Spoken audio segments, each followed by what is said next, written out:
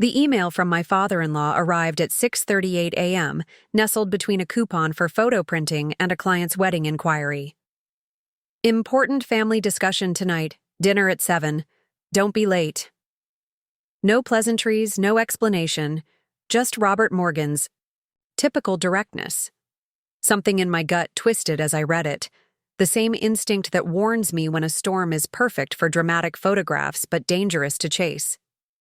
Before we jump back in, tell us where you're tuning in from, and if this story touches you, make sure you're subscribed, because tomorrow I've saved something extra special for you. I'm Ellie Chen, and that email was the first domino in the collapse of everything I thought I understood about family loyalty. 10 hours later, standing in the kitchen where I'd spent countless afternoons watching my grandmother roll out dough for pork buns, I wished I'd followed my instinct and stayed away. "We've decided to sell the house," Robert announced, cutting into his steak with surgical precision. "Kyle has an exceptional opportunity with his craft brewery expansion, and we're going to help him secure the Westfield location."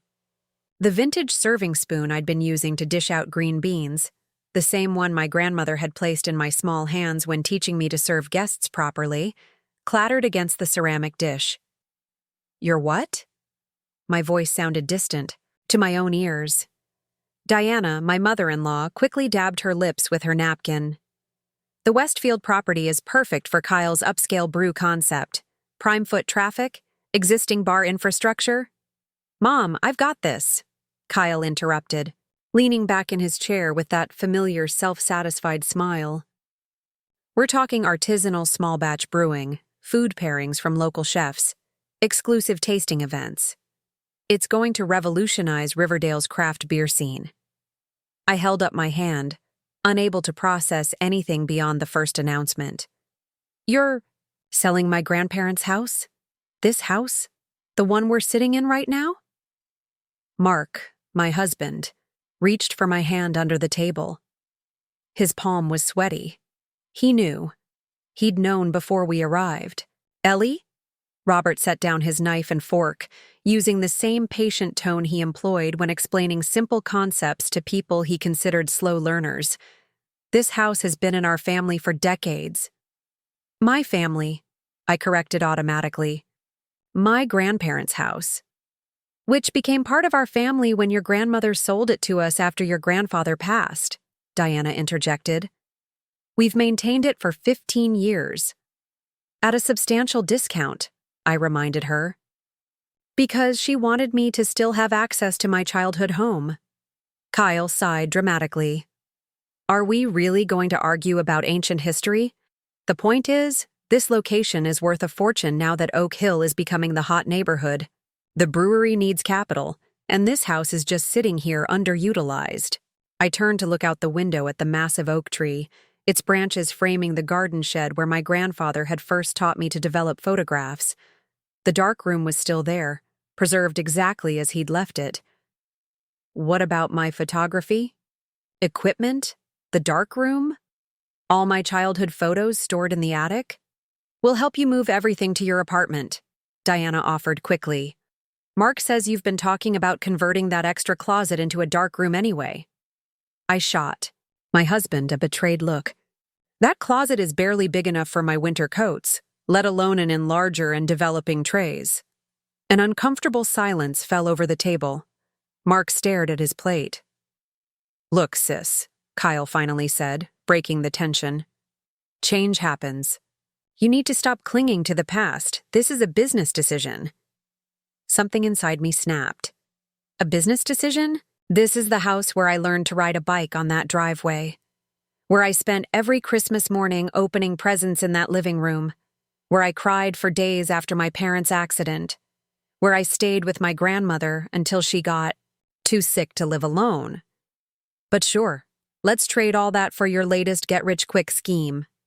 "Ellie," Diana's voice carried a warning. "How much?" I demanded. "How much are you selling my childhood home for?" Robert cleared his throat. "The realtor suggests listing at $675,000. "I'll buy it," I said instantly. "I have savings. I can get a mortgage." "We've already accepted an offer," Robert said, his tone indicating the matter was closed. "The papers will be signed tomorrow." The room tilted slightly. "You already? You didn't even give me a chance." "Sweetheart," Mark finally spoke, his voice gentle. "We didn't think—" "No, you didn't think." I pushed back from the table. "Not about me, anyway. How convenient." "When do the new owners take possession?" I managed to ask, gripping the edge of the table to steady myself. 30 days, Robert replied, returning to his meal as if we were discussing something as trivial as the weather forecast. I nodded, a strange calm replacing the initial shock. Perfect. Just enough time to watch another piece of my heritage get sacrificed for Kyle's latest passion project. "Don't be melodramatic," Kyle rolled his eyes. "I'll make it worth everyone's— While when Upscale Brew takes off, you'll see." "Save it," I snapped. "I don't want your IPAs or your excuses. I want the home my grandfather built with his own hands." I grabbed my purse from the counter, the same spot I'd always thrown my backpack after school. "Ellie, please," Diana called as I headed for the door. "Don't leave like this."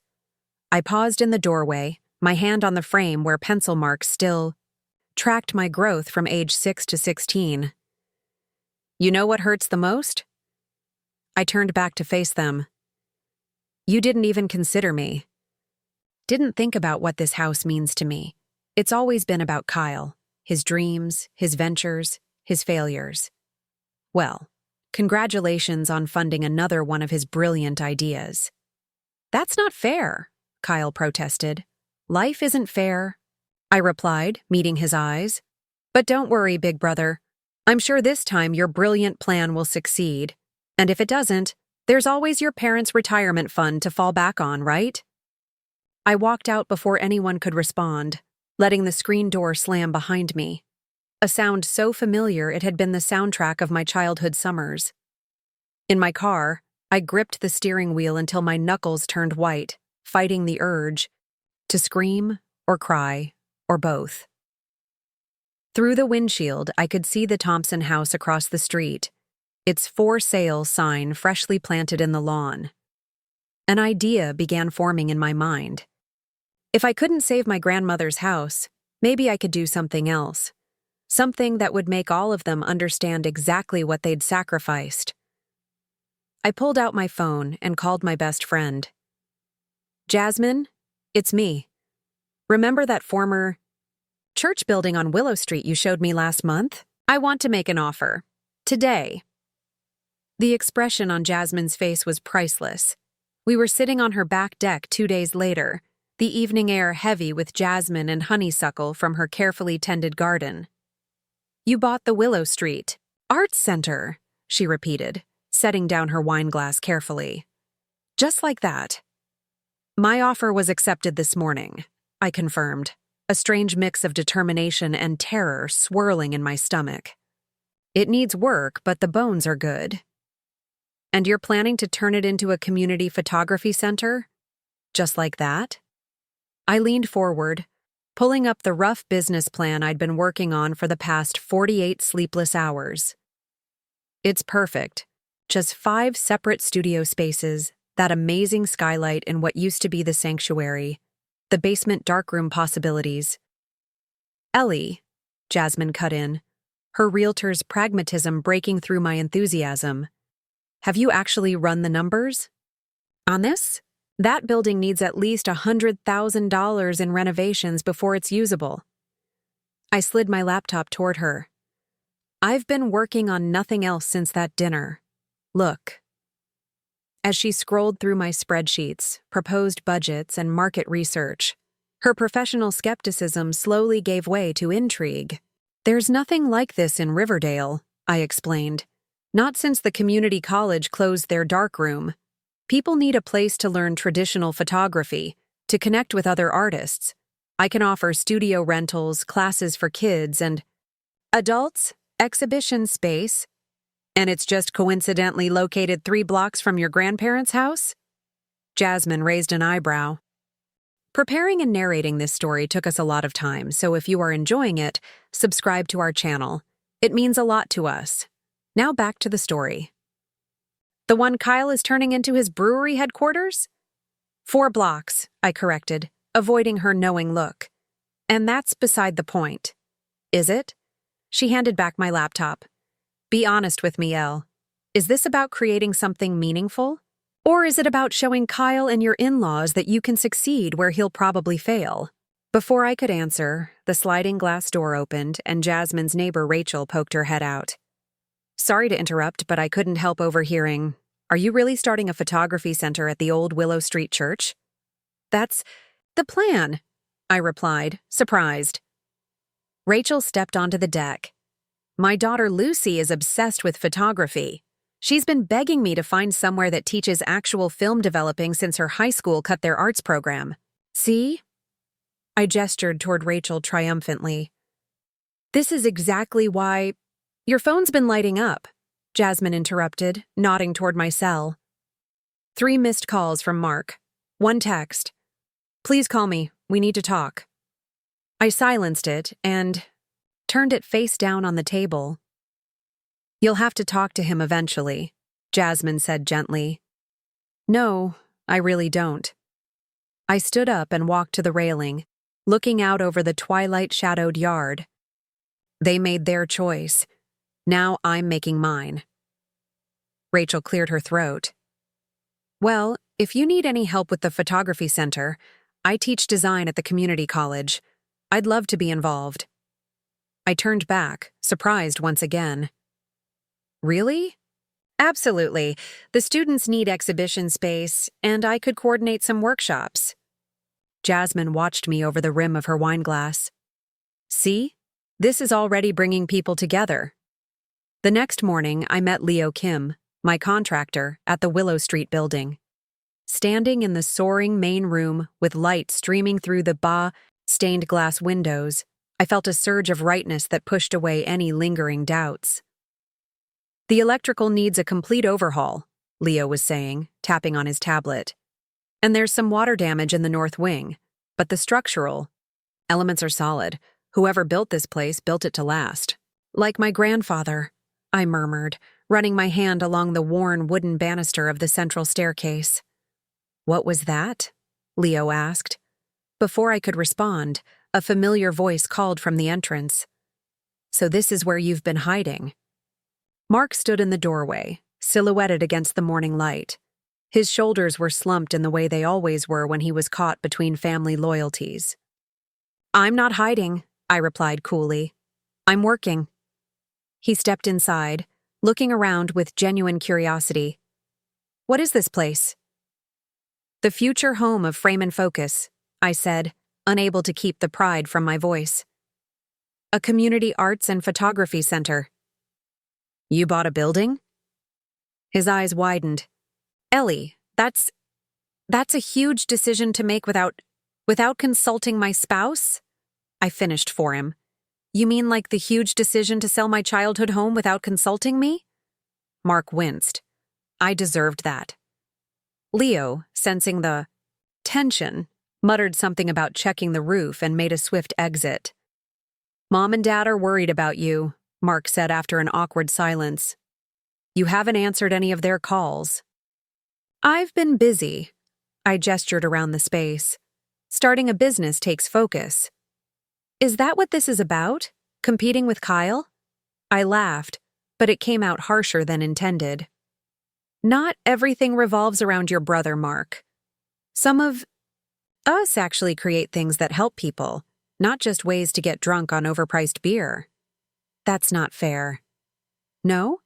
Then explain to me why your parents are willing to sell my grandparents' house, the house that contains the only darkroom where Edward Mitchell once developed his iconic Wilderness series to fund another one of Kyle's schemes. Mark ran a hand through his hair. It's not like that.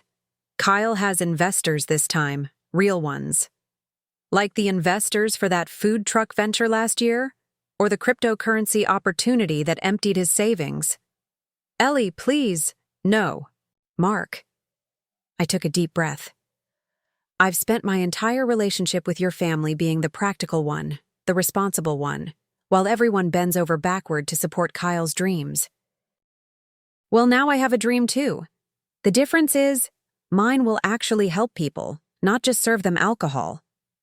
The hurt on his face made me regret my tone, if not my words. I just wish you had talked to me first, he said quietly. Like you. Talk to me about the house? I countered, but with less heat. He looked down. I should have told you earlier. I'm sorry. I wanted to stay angry. It was easier than feeling the pain, but the sincerity in his voice melted something in me. I need to do this, Mark, I said more gently. Not to compete with Kyle, but because this town needs it. Because I need it. He nodded slowly, looking around the space with new eyes. It's pretty amazing. The light in here is incredible. No! I smiled despite myself. Wait until you see the view from the roof. Before he could respond, my phone rang. The bank. I held up a finger and stepped away to take the call. When I returned, my face must have revealed the news because Mark asked immediately, "What's wrong?" "The loan," I said, my voice tight. "The bank wants more collateral than I can provide. They're concerned about the speculative nature of an arts center in this market." Mark hesitated for only a moment. "Use my software patents as collateral. They're valued at more than the loan amount." I stared at him, stunned. "Mark, those patents are your safety net, your future." "You're my future," he said simply. "And I believe in this, in you." I wanted to hug him, to accept this peace offering, but the wound was still too fresh. "Thank you," I said instead. "That means a lot." He nodded, understanding my hesitation. "I should go. Mom's hosting a dinner for potential brewery investors tonight." He paused at the door. "Will you come home later?" "I'm staying at Jasmine's for a few days," I replied. "I need some space to think." After he left, Leo returned with his assessment. Good news and bad news. The skylight can be restored, but it'll cost you. I looked up at the magnificent glass dome that would one day illuminate photographs and artists at work. "It's worth it," I said firmly. "Some things are too beautiful to lose." 3 weeks later, construction was well underway. I'd taken a leave of absence from my regular portrait photography business to focus on frame and focus. The loan had been approved with Mark's collateral, and we were slowly rebuilding our relationship, though I still couldn't bring myself to visit my grandparents' house, knowing it would soon belong to strangers. I was reviewing color samples for the studio walls when Jasmine burst in, waving her phone. "You're trending on social media. The Riverdale Register did a piece on your project." She thrust her phone at me. The headline read, "Local Photographer Transforms Historic Church into Arts Haven." I scanned the article, smiling at the reporter's enthusiasm about bringing arts education back to Riverdale. But one paragraph made my smile fade. Chen's community focus stands in stark contrast to other recent developments in Oak Hill, including the conversion of a historic craftsman home into headquarters for Upscale Brew, a venture by Kyle Morgan, Chen's brother-in-law. When asked about this family connection, Chen declined to comment. "I never declined to comment," I muttered. "They never asked." "That's not the point," Jasmine said. "Look at the comments." The community response was overwhelming. Parents eager for photography classes for their children. Retired hobbyists looking for darkroom access. Students seeking affordable studio space. And one comment that made my heart skip. As one of Edward Mitchell's former assistants, I'm thrilled to see his granddaughter carrying on his legacy of photography education. The town has missed this. "This is exactly what I've been talking about," I told Jasmine, my voice thick with emotion. "People need this space." A text from Mark interrupted our celebration. "Saw the article. So proud of you. Also, heads up, Kyle's not happy about the comparison the reporter made." As if summoned by the message, the front door banged open and Kyle stormed in, his face flushed.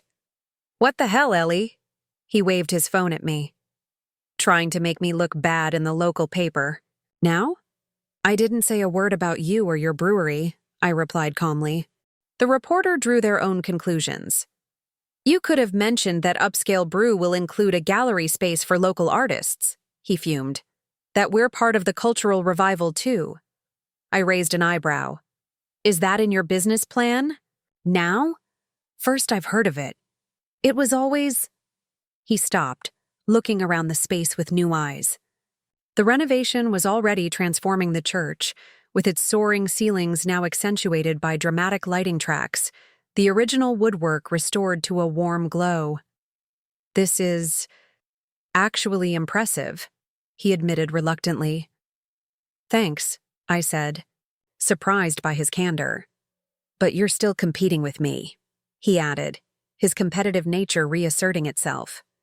Opening just weeks before my launch, in the same neighborhood. The world doesn't revolve around you, Kyle, I sighed. I chose this location because it has the space and light I need for photography. And because it's walking distance from what used to be your grandparents' house, he retorted.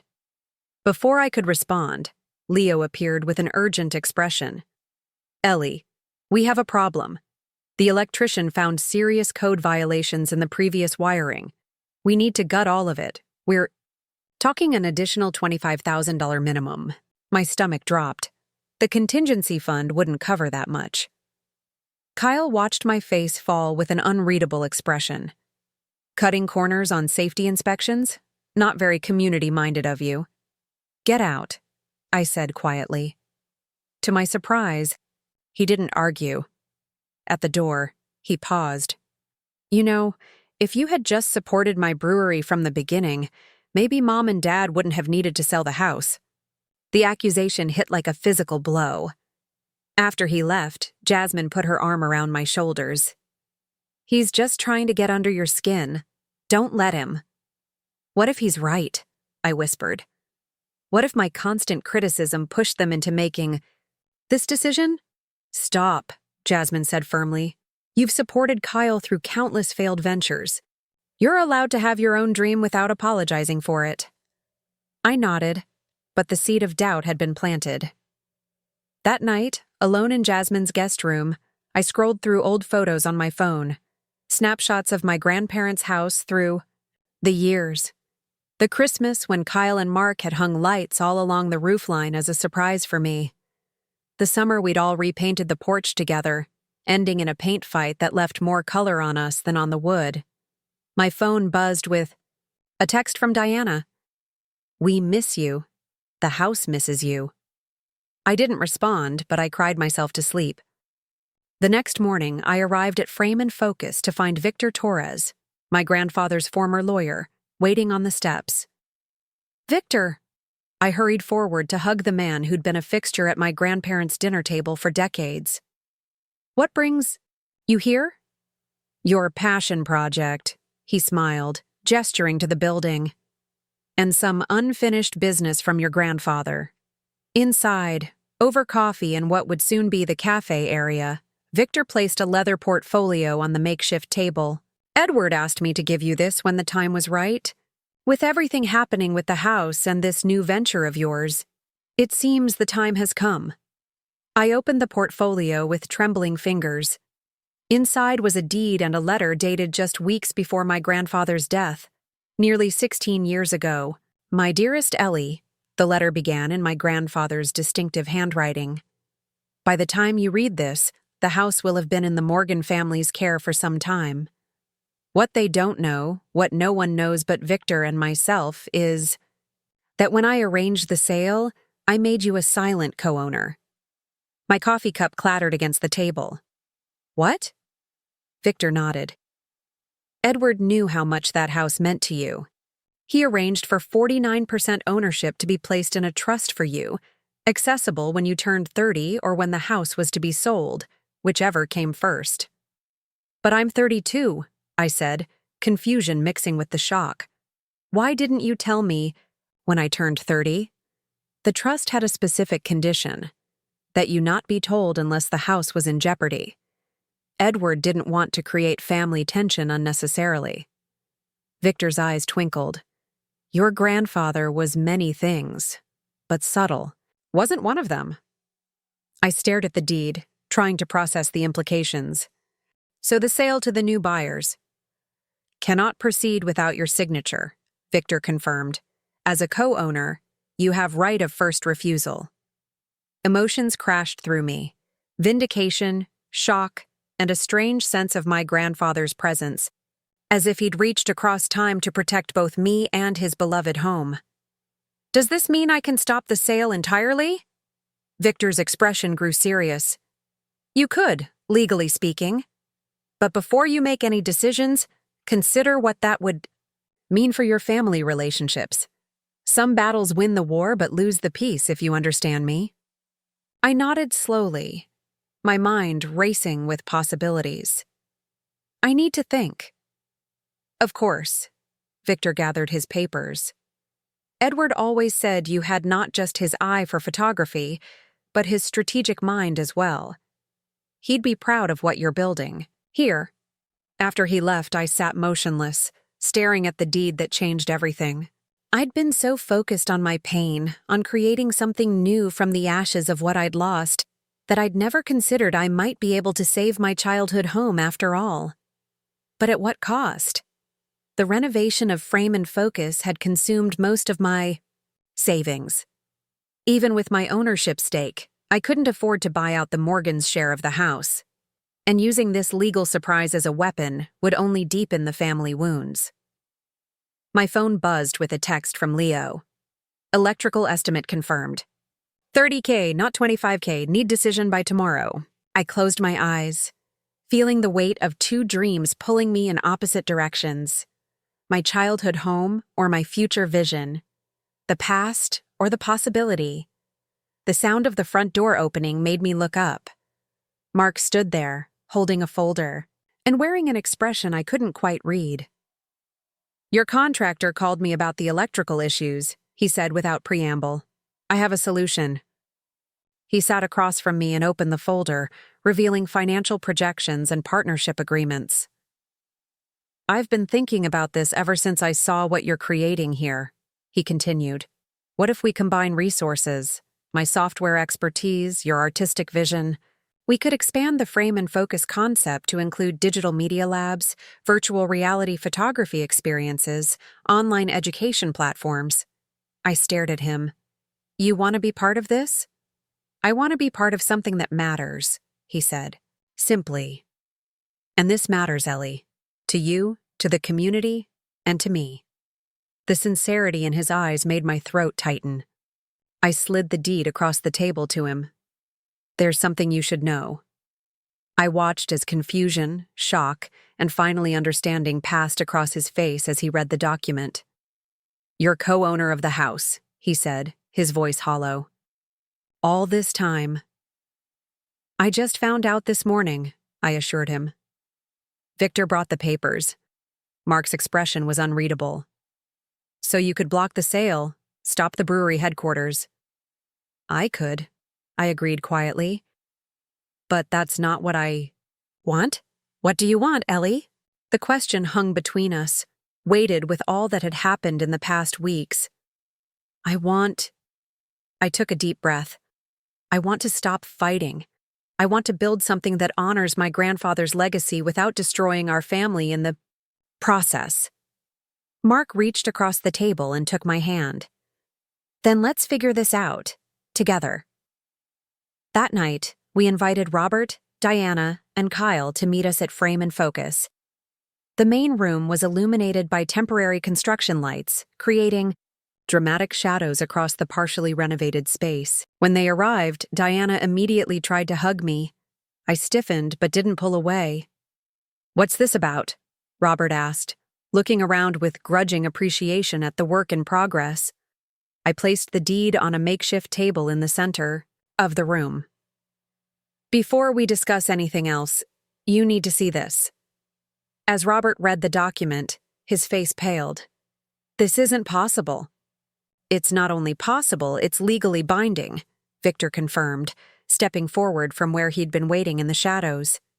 Edward was quite thorough. Kyle snatched the paper from his father's hands, his eyes widening as he scanned it. You can't stop the sale now. We've already started brewery renovations. I'm not going to stop the sale, I said calmly, but I am going to negotiate new terms. I unrolled a set of architectural plans on the table. This is my proposal. The house remains in the family, with my ownership stake acknowledged. The main floor and grounds can become Kyle's brewery headquarters. It's an ideal location, I agree. But the second floor, with my grandfather's darkroom and studio, becomes an annex of Frame and Focus, dedicated to photography education for underserved youth. We create a collaborative space rather than competing businesses. The silence that followed was profound. You want us to coexist? In the same building? Kyle finally asked, his tone somewhere between disbelief and curiosity. We're family, I replied simply. Isn't that what we're supposed to do? Robert studied the plans with a critical eye. The zoning would allow for this mixed use? I've already checked, Victor confirmed. With the historic designation of the property, a combined arts and hospitality venue would actually qualify for additional tax incentives. What about your investors? Mark asked Kyle. Would they accept this arrangement? Kyle's expression shifted from resistant to calculating. A craft brewery with an integrated arts component would differentiate us in the market. We could host photography exhibits paired with beer releases, collaborative events. Exactly, I nodded. Frame and Focus gets its darkroom annex without the additional renovation costs. Upscale Brew gets a unique cultural dimension, and the house stays in the family, preserving my grandfather's legacy. Diana wiped tears from her eyes. He planned this all along, didn't he? Edward knew someday we'd need to find a way to honor both the past and the future. I thought of my grandfather, with his photographer's eye that could see beyond the surface to the heart of things. I think he hoped we'd find a way to build something together, not tear each other apart. Robert extended his hand to me, formal as always, but with a new respect in his eyes. We have a deal, Ellie. As we worked out the details, I stepped away for a moment, climbing the stairs to what would become the education center's main classroom. Through the window, I could see my grandparents' house, my house, our house, illuminated by streetlights, its distinctive silhouette, a constant, in a changing neighborhood. Footsteps behind me announced Kyle's presence. You could have taken it all, he said quietly. Legal leverage, community support, the moral high ground. Why didn't you? I turned to face my brother-in-law, seeing beyond his usual bravado to the uncertainty beneath. Because winning isn't the same as succeeding, I replied. My grandfather understood that. He built things that lasted. That house, his photography legacy. I want to build something that lasts too. Kyle nodded slowly. I've been thinking about what you said, about helping people versus just serving them drinks. What if the brewery included a training program for at-risk youth? Brewing, hospitality, business skills? The sincere question surprised me. That would be remarkable, actually. I'm not just about get-rich-quick schemes, you know, he said, a hint of his old defensiveness returning. I want to create something meaningful, too. Then let's do it together, I offered. A joint program between Frame and Focus and Upscale Brew. Arts and business, creativity, and practicality. 6 months later, I stood on the porch of my grandparents' house, now transformed into a unique hybrid of brewery headquarters and photography education center. The grand opening celebration had brought together the entire community, with local media covering the innovative family partnership. Where the living room had once been, gleaming brewing tanks now caught the light from the original stained glass windows. Upstairs, my grandfather's darkroom had been carefully restored, expanded and modernized to serve both traditional and digital photography education. To new beginnings, Mark raised his glass, standing beside me as we watched students from our first youth program proudly showing their photographs in what had once been the dining room. And honored endings, I added, thinking of my grandfather. Diana approached, carrying a small wooden box. We found this in the attic during renovations. I think Edward would want you to have it now. Inside was my grandfather's first camera, along with a stack of never-developed film negatives. A note in his handwriting read simply, "For Ellie, when she's ready to see the world through her own lens and mine." As tears filled my eyes, I realized that sometimes losing what you thought you needed leads you to what you were meant to create all along. Not a battle over the past, but a bridge to the future. One built with the unexpected materials of compromise, creativity, and the foundations laid by those who came before us. The house remained standing, but transformed, like all of us, into something that honored its history while embracing new possibilities.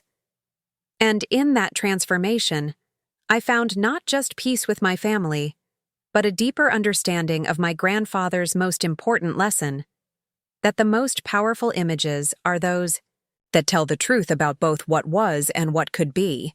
The weekend after my meeting with Victor Torres was a blur of activity. Armed with the knowledge of my co-ownership of my childhood home, I had options I never thought possible.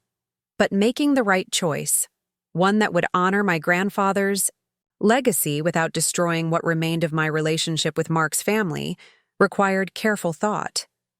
I spent Saturday morning in the half-renovated Frame and Focus building, sitting cross-legged on the floor beneath the magnificent skylight, surrounding myself with 3 distinct piles of documents: the legal papers from Victor, the electrical, repair estimates from Leo, and my original business plan. The morning light streamed through the stained glass fragments, casting kaleidoscope patterns across the weathered wooden floor, a visual reminder of how beauty can emerge from broken pieces. "This is quite the war room setup," Jasmine commented, arriving with coffee and bagels. She navigated carefully around my paper archipelago. "Have you slept at all?" "Sleep is for people whose in-laws haven't sold their family legacy out from under them," I replied, accepting the coffee gratefully. Besides, I needed the quiet to think. "And?" Jasmine settled on the floor across from me. "What's the verdict?" I took a deep breath. "I'm going to use the co-ownership as leverage, but not in the way Victor probably expected. Meaning, I'm meeting with Robert and Diana tonight. I'm going to propose a partnership." Jasmine's eyebrows shot up. "A partnership? With the people who betrayed your trust and sold your childhood home without even consulting you?" "With my family," I corrected gently, "however flawed they might be." "Okay," Jasmine said slowly. "I'm going to need more details on this master plan." I pulled out a sketch I'd been working on. The house has always been divided naturally into 2 zones. The main floor was the family space: living room, dining room, kitchen. The upstairs was my grandfather's photography domain, his darkroom, studio, and archive room. What if we honor that division?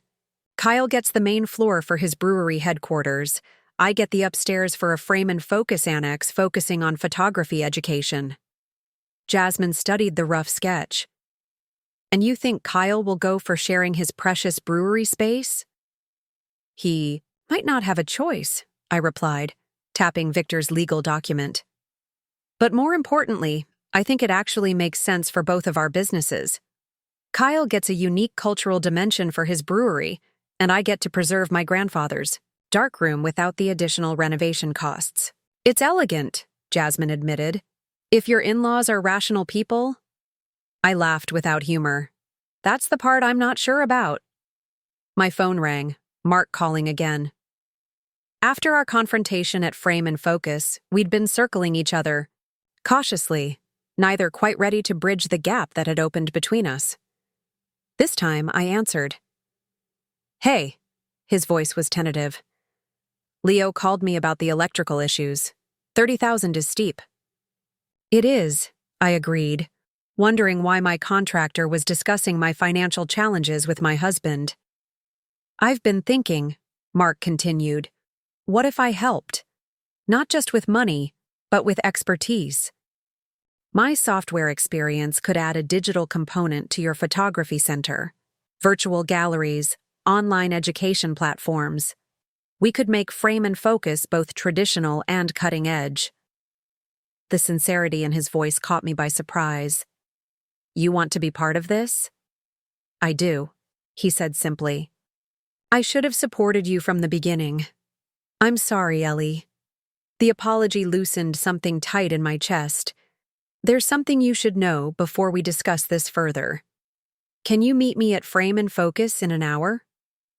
After hanging up, I looked at Jasmine. Change of plans. I'm telling Mark about the co-ownership first. Probably wise, she nodded. He is your husband, after all. Mark arrived exactly on time, carrying a laptop and a folder of notes, always the prepared engineer. His expression when he saw me sitting among the scattered papers was a mixture of concern and determination. You look like you're planning a corporate takeover, he joked awkwardly. Something like that, I replied, patting the floor beside me. Sit. There's something you need to see. I handed him Victor's documents without preamble. The confusion on his face slowly transformed to shock as he read. Your grandfather made you co-owner of the house? He finally managed. All this time? I just found out yesterday, I assured him. Victor brought the paperwork. Mark stared at the legal language as if trying to find a loophole. So you can block the sale. Stop the brewery headquarters. I could, I agreed, but that's not what I want to do. What do you want, Ellie? The question carried the weight of everything that had happened between us. I showed him my sketch of the divided house. I want to create something that honors my grandfather without destroying our family in the process. A collaborative space, instead of competing businesses. Mark studied the drawing, his analytical mind clearly working through the implications. A craft brewery with an integrated arts component, shared resources, divided space, complementary purposes. He looked up, a new respect in his eyes. It's brilliant, actually. You think your parents and Kyle would see it that way? Mark ran a hand through his hair. Dad appreciates efficiency, and this plan has that. Kyle, he'll resist at first, but the uniqueness factor might appeal to him. When was the last time Kyle truly listened to me about anything? I challenged. Mark's silence was answer enough. That's why I need you with me on this, I continued, not just for Frame and Focus, but for this conversation with your family. It can't be me versus them anymore. He reached for my hand, hesitant at first, then with growing confidence. So we approach them together, as a united front. As partners, I corrected, squeezing his hand. In business and in life. As we gathered our papers, Mark paused to look around the space. You know, my software background could really enhance what you're building here. Interactive photography, exhibits, AI-assisted editing tools, virtual reality photography experiences. For the first time in weeks, I saw genuine excitement in my husband's eyes. Not the forced enthusiasm he mustered for his brother's ventures, but real passion. I'd like that, I smiled, feeling a piece of our relationship click back into place. A merger of traditional and digital, past and future. We spent the afternoon refining our proposal, Mark's methodical planning complementing my creative vision. By evening, we had a comprehensive plan to present to the Morgans, one that honored both businesses while preserving my grandfather's legacy. Ready for this? Mark asked as we pulled into his parents' driveway. The house. My house, I reminded. Myself. Looked the same as always. The warm porch light welcoming despite everything that had happened. As ready as I'll ever be, I replied, gathering our presentation materials. Diana opened the door before we could knock, her expression a mixture of relief and wariness. Ellie, we weren't sure you'd come. We need to talk, I said simply. Robert was in the dining room reviewing paperwork with Kyle. Both men looked up with surprise when I entered. The prodigal daughter-in-law returns, Kyle quipped, though the usual edge in his voice was tempered with something like uncertainty. This isn't a social call, I replied, placing Victor's folder on the table between us. There's something you all need to see. The atmosphere in the room changed dramatically as Robert read the documents, his businessman's composure slipping to reveal genuine shock. This can't be right, he muttered, reaching for his reading glasses to examine the papers more closely. It's not only right, it's legally binding, Mark confirmed.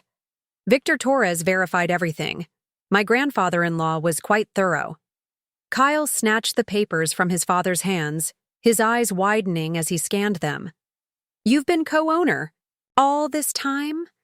And now you're going to block the sale? After we've already signed preliminary agreements? I could block it, I acknowledged calmly. But that's not why I'm here. I unrolled the architectural plans we'd prepared, positioning them on the dining room table, the very table where my grandmother had taught me to serve tea properly, where my grandfather had spread out his photographs for family critiques. This is our proposal. The house remains in the family, with my ownership stake acknowledged. The main floor can become Kyle's brewery headquarters as planned.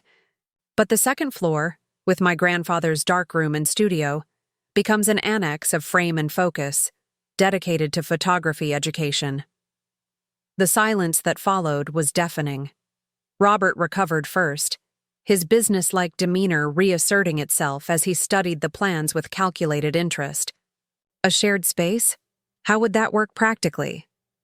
Mark stepped forward with the operational details we'd prepared. Separate entrances, divided utility costs, shared maintenance responsibilities. Kyle paced the length of the room, his expression cycling through disbelief, anger, and reluctant curiosity. So you want us to coexist? In the same building? After everything that's happened? We're family, I replied simply. Isn't that what families are supposed to do? Find a way forward. Together? This is unexpected, Diana said, her voice unsteady. We thought you hated us. I was angry, I corrected. I still am, to be honest. You sold my childhood home, the place where my grandfather created his most important work, without even considering how it would affect me. But hatred doesn't build anything worth having. Robert tapped the plans thoughtfully. The zoning would allow for this mixed-use arrangement? We've already checked, Mark confirmed. With the historic designation of the property, a combined arts and hospitality venue would actually qualify for additional tax incentives. I could almost see Robert's mind calculating the financial implications. And the brewery investors? Would they accept this modification? We all looked at Kyle, who had stopped pacing and was studying the plans with newfound interest. A craft brewery with an integrated arts component, it would differentiate us in the market. We could host photography exhibits paired with limited beer releases, collaborative events. Exactly, I nodded, feeling a flicker of hope. Frame and Focus gets its darkroom annex without additional renovation costs. Upscale Brew gets a unique, cultural dimension. And the house stays in the family, preserving my grandfather's legacy while moving into the future. Your grandfather planned this, didn't he? Diana said softly, understanding dawning in her eyes. He knew someday we'd need to find a way to honor both the past and the future. I thought of my grandfather, with his photographer's eye that could see beyond the surface to the essence of things. I think he hoped we'd find a way to build something together, not tear each other apart.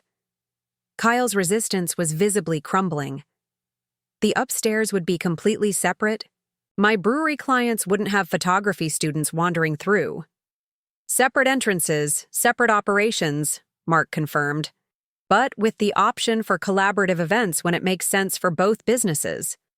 And my investors would love the historic aspect, Kyle mused, almost to himself. The artisanal narrative writes itself. Craft beer in a craftsman house with a legendary photographer's studio upstairs. Robert stood, extending his hand to me, formal as always, but with a new respect in his eyes. We have a deal, Ellie. Subject to working out the details, of course. As Mark and Robert began discussing the legal frameworks needed, Kyle approached me tentatively. "Can I see the plans again?" I spread them out on the sideboard, and we stood side by side, studying the proposed layout. "You could have taken it all," he said quietly, a grudging admiration in his voice. "Legal leverage, community support, the moral high ground. Why didn't you?" The question surprised me with its sincerity. "Because winning isn't the same as succeeding," I replied after a moment. My grandfather understood that. He built things that lasted. This house, his photography legacy. I want to build something that lasts too. Kyle nodded slowly. "I've been thinking about what you said at Frame and Focus, about helping people versus just serving them drinks. What if the brewery included a training program? Beer making, hospitality, business skills for at-risk youth?" The genuine suggestion caught me off guard. That would be remarkable, actually. "I'm not just about get-rich-quick schemes, you know," he said, a hint of his old defensiveness returning. "I want to create something meaningful, too." For perhaps the first time, I saw my brother-in-law not as the entitled golden child who always got his way, but as someone searching for purpose, same as me. "Then let's do it together," I offered. "A joint program between Frame and Focus and Upscale Brew. Arts and business, creativity and practicality." Something shifted between us then. Not friendship exactly, but a tentative respect. The beginning of something new. Diana watched our conversation from across the room, tears shining in her eyes. When Kyle returned to the discussions with Robert and Mark, she approached me hesitantly. "We should have told you about the sale," she admitted. "We just assumed, since you have your own home with Mark now." "It wasn't about ownership," I tried to explain. "It was about history, about respect." "I'm beginning to understand that," she nodded. "Your grandfather was an extraordinary man, wasn't he? To have arranged all this so long ago." "He saw things others missed," I replied. "It's what made him a great photographer, and apparently a prescient planner." Diana touched my arm tentatively. Would you give me a tour of Frame and Focus sometime? I'd like to see what you're building." The olive branch was small but sincere. "I'd like that," I responded, surprising myself with how much I meant it. The next morning, I arrived at Frame and Focus early, needing time to process everything that had happened. The building was quiet, dust motes dancing in the beams of light from the newly restored skylight.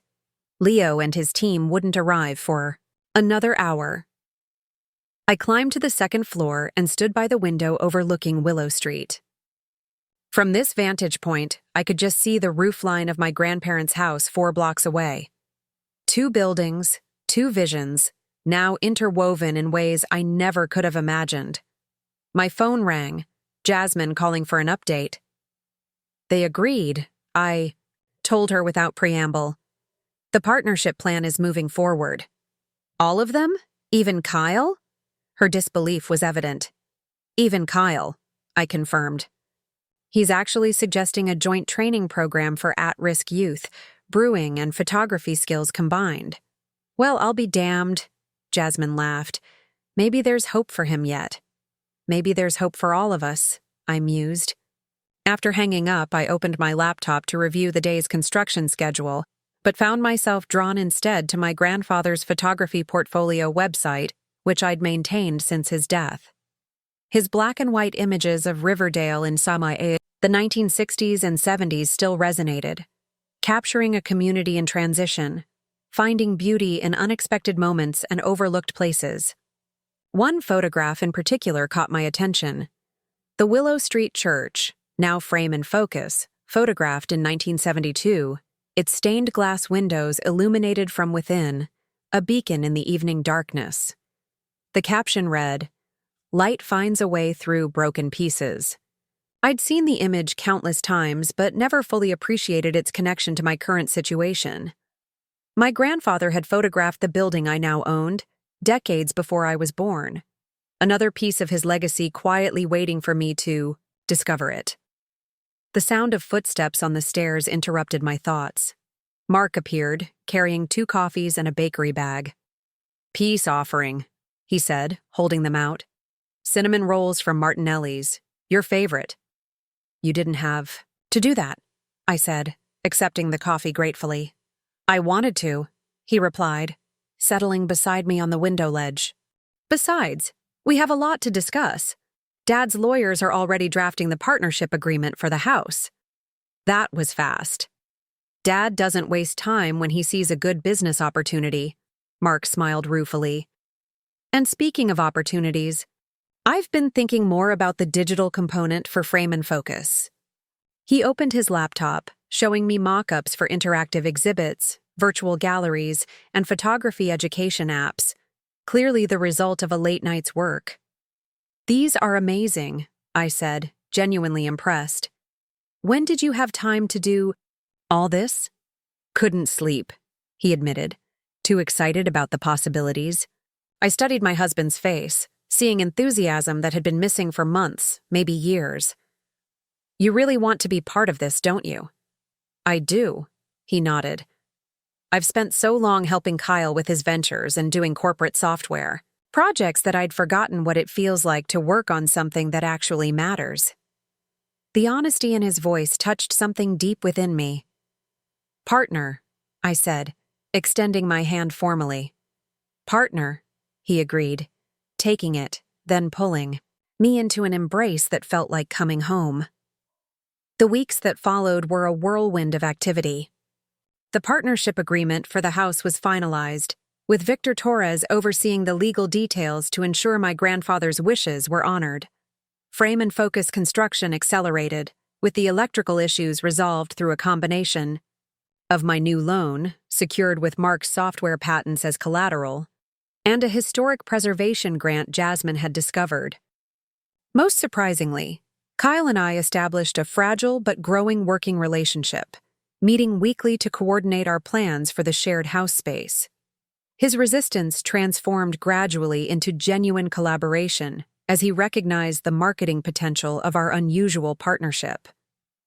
"What if we called it Darkroom Brewing instead of Upscale Brew?" he suggested during one of our planning sessions at the house.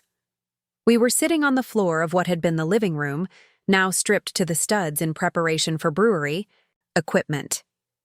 "It ties our concepts together, acknowledges the photography history." "That's actually brilliant," I admitted, surprised by his willingness to incorporate my grandfather's legacy so prominently. "Don't sound so shocked," he grinned, some of his old cockiness returning. "I occasionally have good ideas." "Occasionally," I agreed with a small smile. As we worked together, I began to see glimpses of the brother-in-law I'd once known. Before the failed business ventures, before the resentments had calcified. The boy who had taught Mark and me to play poker using Halloween candy as chips, who had helped me hang Christmas lights along the roofline the year after my grandmother died. One afternoon, as Kyle and I were measuring the upstairs for the darkroom renovation, he paused by the window overlooking the backyard. "Remember when we built that ridiculous treehouse?" he asked suddenly. "The one that collapsed the first time it rained?" I laughed at the memory. "Your dad was so mad about the wasted lumber. But we rebuilt it," Kyle recalled. "Better the second time. It lasted what, 5 years?" 7, I corrected, until the big storm took down half the tree. We fell silent, both looking at the old oak where only a weathered platform remained, barely visible among the branches. "We should rebuild it," Kyle said unexpectedly. "For the visitors, a camera obscura treehouse. How cool would that be?" The suggestion, whimsical, impractical, but undeniably creative, caught me by surprise. "That would be amazing, actually." "See? Collaboration," Kyle nodded, pleased with himself. "It works." As October arrived, both projects progressed rapidly toward their target openings. Frame and Focus was nearly complete, with the main gallery space already hosting photography workshops while finishing touches were added to the classrooms and studios. At the house, the brewery equipment had been installed on the main floor, while upstairs, my grandfather's darkroom had been carefully restored and expanded to accommodate small classes. The local media had picked up our unusual family business story, with the Riverdale Register running a feature titled From Family Feud to Fusion, Morgans and Chen Unite, Historic Properties for Arts and Hospitality Revival.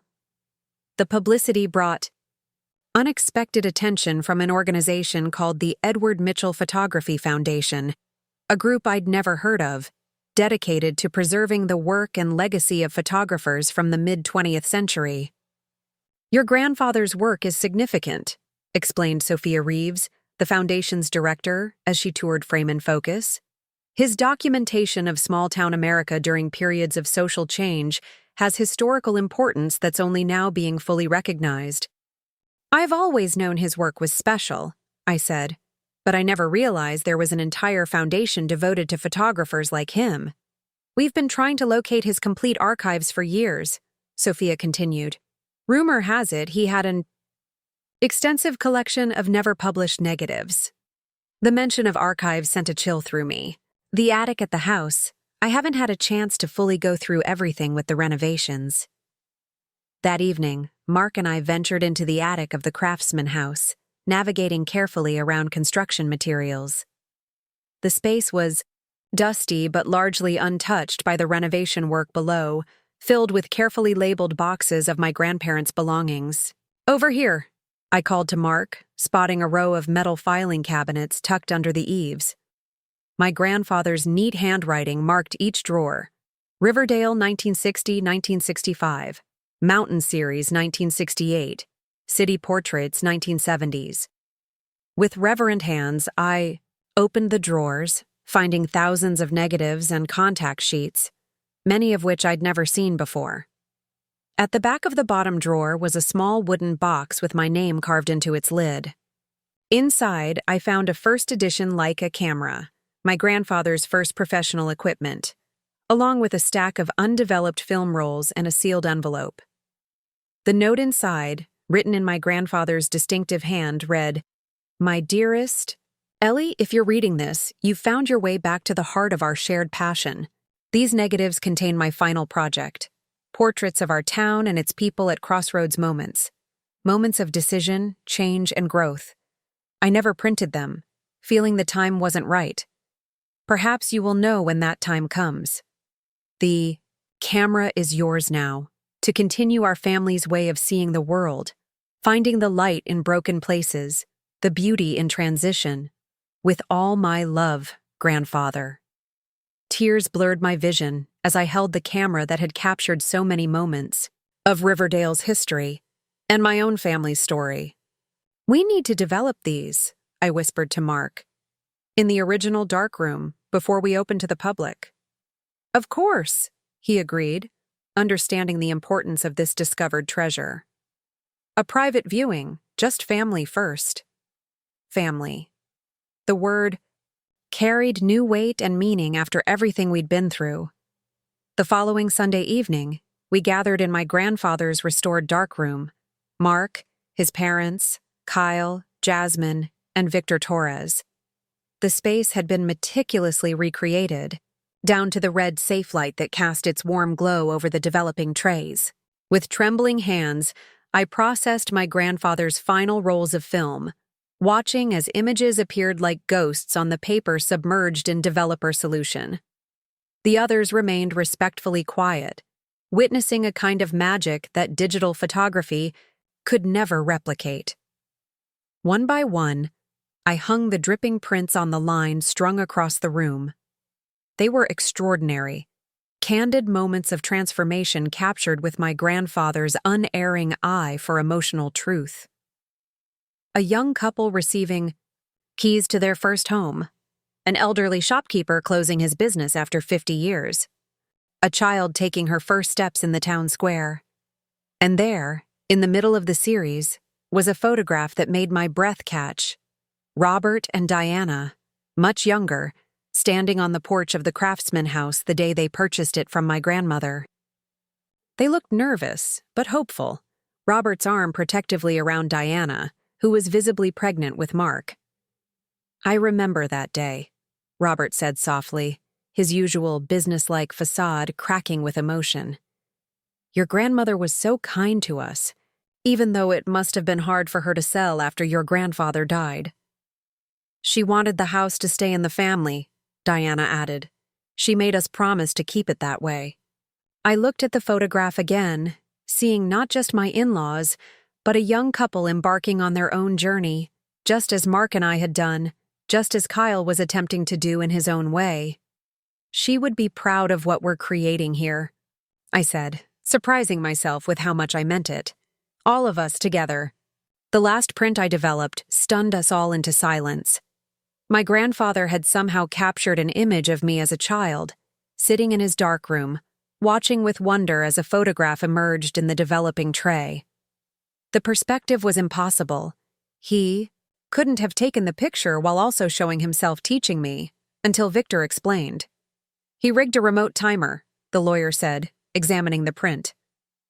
Edward was always experimenting with ways to be both photographer and subject, to document the act of seeing while also participating in the moment. The image captured exactly what we were doing now, honoring the past while creating something new, being both observers and participants in our shared story. As we stood surrounded by these newly discovered memories, I felt my grandfather's presence, not as a ghost, but as a foundation upon which we were all building something unexpected and meaningful.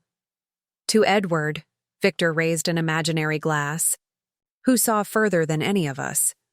And to new beginnings, Kyle added, uncharacteristically solemn. Built on honored endings, I finished. The official joint opening of Darkroom Brewing and the Frame and Focus Photography Annex was scheduled for the first weekend in November. As the day approached, both spaces transformed from construction sites to polished professional venues. Brewery equipment gleamed on the main floor of the Craftsman House, while upstairs, photography exhibitions lined the walls of what had once been bedrooms, the original darkroom serving as both functional space and historical exhibit. The night. Before the opening, I found myself alone in my grandfather's darkroom, running my fingers along the edge of the enlarger he'd used for decades. Through the window, I could see Frame and Focus illuminated against the evening sky, its restored stained glass glowing from within, just like in my grandfather's photograph from 1972. Full circle, I murmured to myself. In the best possible way. Mark's voice came from the doorway. He entered carrying a small wrapped package.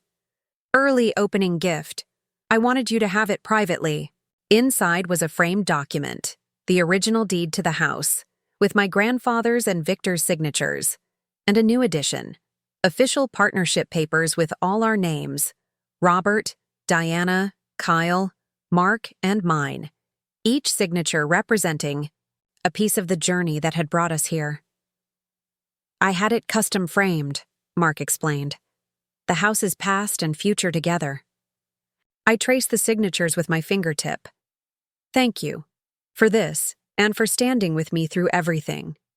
Partners, he reminded me, echoing our promise from weeks ago. In all things. As we locked up for the night, walking hand in hand, down the front path, I glanced back at my grandparents' house. Our house now, transformed but still standing, still sheltering dreams and possibilities, old and new.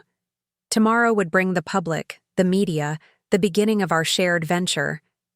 But tonight, in the quiet, I could almost hear my grandfather's voice in the creaking of the porch steps. The best photographs capture moments of transition, not endings or beginnings, but the luminous space between, where past and future meet. We had found that space, that moment of transition, and transformed it into something none of us could have created alone. Not an ending or a beginning, but a continuation, a story developing slowly, carefully, into something worth preserving. The morning of our grand opening dawned crisp and clear, the November sky a perfect backdrop for the rich autumn colors that painted Riverdale. I arrived at the Craftsman House at dawn, needing a quiet moment before the whirlwind began. Steam rose from my coffee cup as I stood on the porch, watching the neighborhood slowly come to life. A dog walker nodded in greeting as she passed, her eyes curious about the transformation of the old house with its new darkroom brewing sign hanging prominently beside the smaller frame and focus photography annex plaque near the side entrance. Inside, the main floor gleamed with polished brewing equipment, the copper tanks catching the early light that streamed through the original stained glass windows. Kyle had outdone himself with the design, managing to honor the craftsman architecture, while creating a modern brewery space. The smell of fresh paint mingled with the earthier sense of hops and barley. I climbed the stairs, running my hand along the banister my grandfather had carved decades ago. The upper floor had been meticulously restored, with the original darkroom as its centerpiece. Around it, the former bedrooms had been converted into gallery spaces and small teaching studios, their walls now adorned with a selection of my grandfather's newly discovered photographs alongside work from local artists who would be teaching at the annex. My phone buzzed with a text from Mark. "Meeting the press liaison at Frame and Focus. Everything okay at the house?" I typed back quickly. "Perfect. Just soaking it all in before the chaos." His response came immediately. "Take your time. This moment belongs to you and your grandfather." The understanding in those simple words brought unexpected tears to my eyes.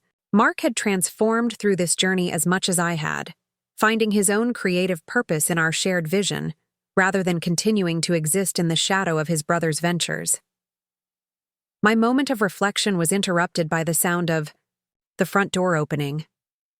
Kyle's voice called up the stairs. "Sis? You up there? We've got a situation." The urgency in his tone sent me rushing downstairs. Kyle stood in the entryway, his normally confident posture tense with worry.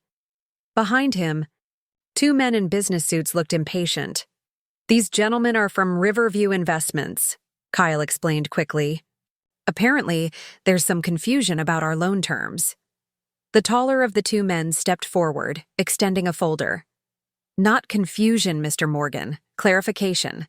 The financing was approved based on your original business plan for a standalone brewery. The modified usage as a partial photography center represents a material change to the agreed terms." I felt a chill that had nothing to do with the November morning. "What exactly are you saying?"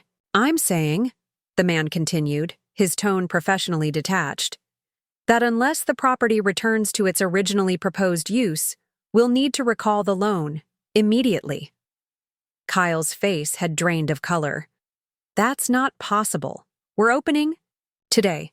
The equipment is installed, inventory purchased, staff hired." "Perhaps you should have considered that before changing your business model without consulting your financiers," the second man commented coolly. I studied them, noting the expensive watches, the tailored suits, the calculated indifference. These weren't regular bank officers. "You're not actually from Riverview Investments, are you?" I asked. At least, not directly. The taller man's slight smile confirmed my suspicion. "We represent certain private investors who have significant influence with Riverview." "Brewhouse Collective," Kyle muttered, recognition dawning. "The regional chain that tried to buy my concept last year." "They prefer to see themselves as industry consolidators," the man corrected. "And they're very interested in this location. If you're unable to meet the loan terms, they'd be prepared to make a generous offer for the property and equipment." The predatory nature of the situation became clear. These weren't just businessmen enforcing contract terms. They were scouts for a corporate competitor trying to eliminate Kyle's independent brewery before it even opened, using the loan as leverage. "We need time to review our financing options," I said firmly. "Our lawyer will contact you tomorrow to discuss the appropriate interpretation of the loan agreement." The men exchanged glances. "The terms allow for 48 hours to remedy any material breach," the taller one acknowledged reluctantly. "But no more." After they left, Kyle slumped against the wall. "This is a disaster. They're going to force us into default, then swoop in and take everything." The equipment, the location, even the darkroom brewing name I just trademarked. They can't do that, I insisted, though uncertainty gnawed at me. The house is partly mine. They can't force a sale without my consent. Kyle ran his hands through his hair. The brewing equipment is separately financed. Even if they can't, take the house. They can repossess everything that makes the brewery functional. And without the brewery, how do we sustain the photography annex? The question hung in the air between us, highlighting how thoroughly our ventures had become intertwined. What had begun as a compromise to preserve my grandfather's legacy had evolved into a truly integrated business model, each part supporting the other. We're not telling anyone about this today, I decided. The opening proceeds as planned while we figure this out. Figure what out? Kyle asked bitterly. How to come up with $300,000 in 48 hours? If necessary, yes, I replied with more confidence than I felt. But first, we need to understand exactly what we're dealing with. Call Victor. We need his legal expertise. I'll contact Mark. As Kyle made the call, I stepped onto the porch again, this time with a very different feeling from my peaceful morning reflection. The neighborhood still looked the same. Autumn leaves drifting lazily to the ground, neighbors walking their dogs, life continuing undisturbed. But everything had changed. Again. I called Mark, explaining the situation as concisely as possible. I'll be right there, he said immediately. And Ellie? Don't worry. We've come too far to let this stop us now. By the time Mark arrived, Victor Torres was already reviewing the loan documents in the brewery's office, formerly the house's dining room. The elderly lawyer's expression grew increasingly grave as he examined the fine print. It's cleverly done, he admitted finally. The loan is contingent on the property's use as described in the original business plan. The mixed-use arrangement technically constitutes a breach of terms. Can they really call the loan due this quickly? Mark asked. Victor sighed. Unfortunately, yes. The acceleration clause is quite clear. If they determine there's a material breach, they can demand immediate repayment. This is my fault, Kyle said quietly. His usual bravado had evaporated, leaving something I rarely saw in my brother-in-law, humility. I was so excited about our partnership that I didn't think to clear it with the lenders first. We all overlooked it, Mark countered. None of us thought to review the financing terms when we changed the business model. I paced the room, mind racing. Options, Victor. What are our options? 3 possibilities, the lawyer replied methodically. 1. Secure alternative financing within 48 hours to pay off the existing loan. Challenging, but not impossible. 2. Revert to the original business plan. Remove the photography annex and return to a standalone brewery. Or 3. Legal challenge. We could argue that the mixed use doesn't materially affect the property's value or the loan's security. How long would a legal challenge take? I asked. Months, most likely. And the lender could still restrict access to operating capital during the proceedings. Not viable then, Mark shook his head. We can't put everything on hold for months of litigation. And removing the photography annex isn't an option, I said firmly. That's non-negotiable. Kyle looked at me with surprise.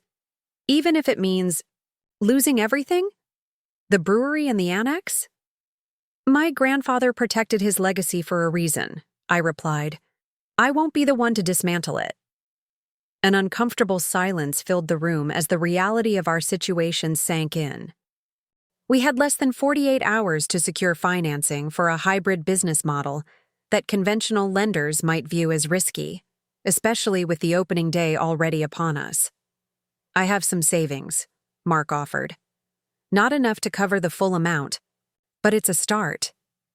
I could sell my equipment, I added, the thought painful but necessary. The professional cameras, my studio gear. Kyle shook his head. That's your livelihood, and even combined, it wouldn't come close to what we need. Victor cleared his throat. Before we resort to such measures, there may be another approach. The Edward Mitchell Photography Foundation expressed interest in your grandfather's archives, yes? They might be willing to provide funding in exchange for certain rights to his collection. The suggestion felt like another blow. Sell my grandfather's photographs? The negatives he entrusted to me? Not sell, Victor clarified gently. Partner. A cultural institution like the foundation could provide grants, not loans. They might fund the photography annex as a preservation project, which could reduce the commercial financing needed for the brewery portion. It was a creative solution, but the timing seemed impossible. The foundation representative is coming. To the opening tonight, I said. There's no way to negotiate and complete such an arrangement in 48 hours.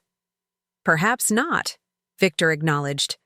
But it might buy us time if we can show the lender that alternative financing is being arranged. As Victor and Mark discussed potential approaches to the foundation, I stepped into the hallway, needing a moment to think.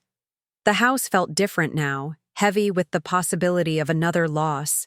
After everything we'd overcome, the initial betrayal, the competing visions, the family reconciliation, to fail because of fine print and corporate predators seemed unbearably cruel. My gaze fell on a photograph hanging in the hallway, one of my grandfather's newly discovered images showing the Craftsman house under construction in 1922. In the foreground stood a much younger version of my great-grandfather, surveying the half-built structure with determination despite the Great Depression looming on the horizon. He had persevered through economic hardship to create something lasting. Could we do any less? I returned to the office with renewed resolve.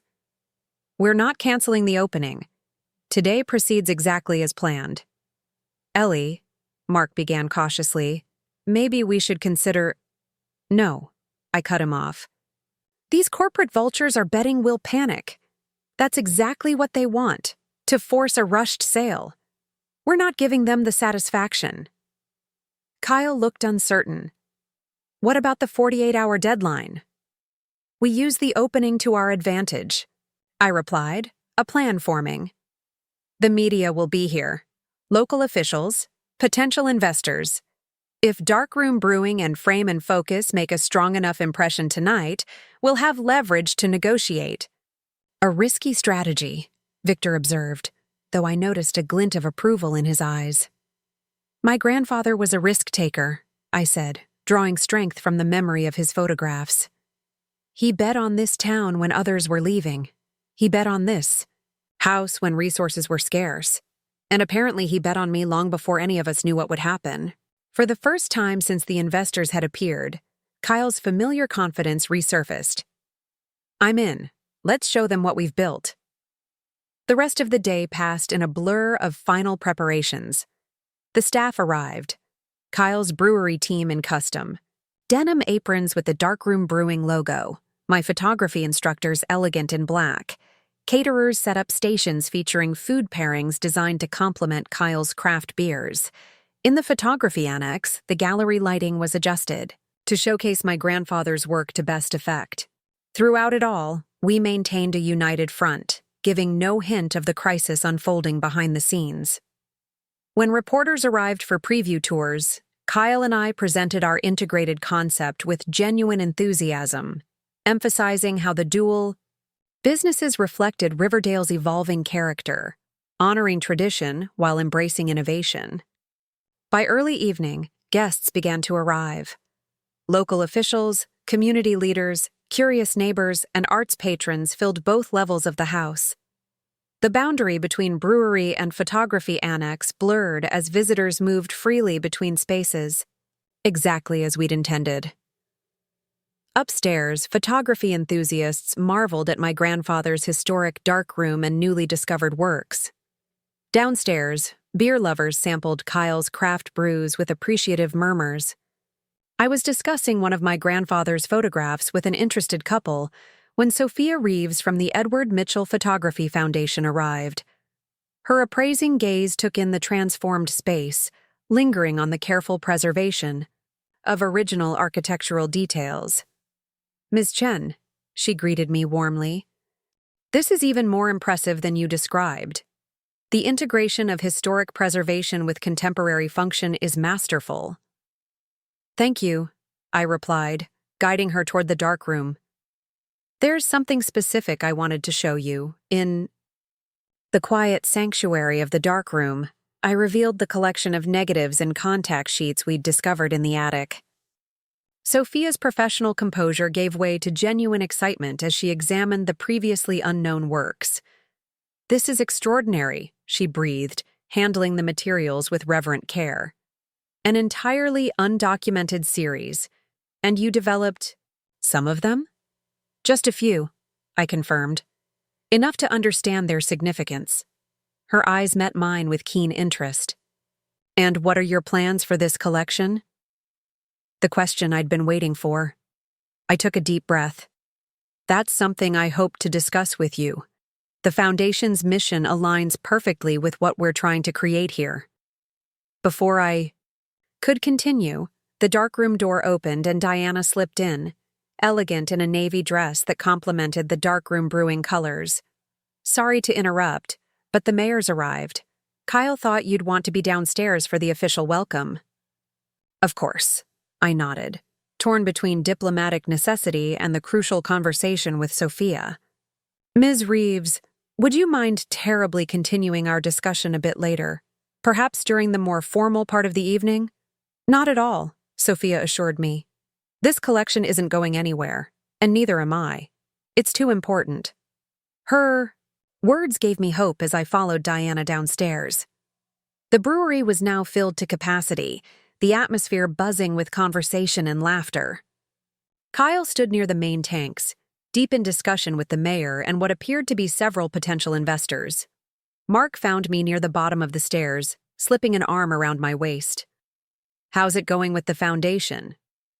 "Promising," I whispered back. "She's definitely interested in the archives."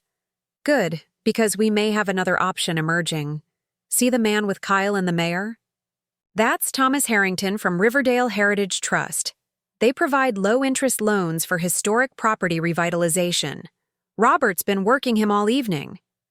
I glanced at my father-in-law, who stood nearby, his usual reserved demeanor, replaced by animated conversation as he described the historic significance of the house to an attentive group of listeners. "Your father's helping?" I asked, surprised. "He called in every business connection he has in town," Mark confirmed. "Said no corporate raiders were going to undermine his family's venture." The unexpected solidarity warmed something in me. Perhaps our shared crisis had finally cemented the fragile trust we'd been rebuilding. The mayor tapped a glass for attention, and the room gradually quieted. "Ladies and gentlemen, it's my pleasure to officially welcome Darkroom Brewing and the Frame and Focus Photography Annex to Riverdale's vibrant small business community." Polite applause filled the room as Kyle and I moved to stand beside the mayor. "What makes this enterprise special," the mayor continued, "is how it honors our town's past while creating something new for its future. The collaborative vision of Kyle Morgan and his sister-in-law, Ellie Chen, represents the best of Riverdale's entrepreneurial spirit." As the mayor spoke, I noticed movement at the entrance. The two men from Riverview Investments had returned, observing the proceedings, with poorly concealed displeasure. The successful turnout and community support were clearly not what they had anticipated. Kyle noticed them too, a flash of anxiety crossing his face before he masterfully redirected his attention to the mayor's introduction. When it was his turn to speak, he stepped forward with confident ease. "Thank you, Mayor Wilson. When I first envisioned Darkroom Brewing, I saw it simply as a craft brewery.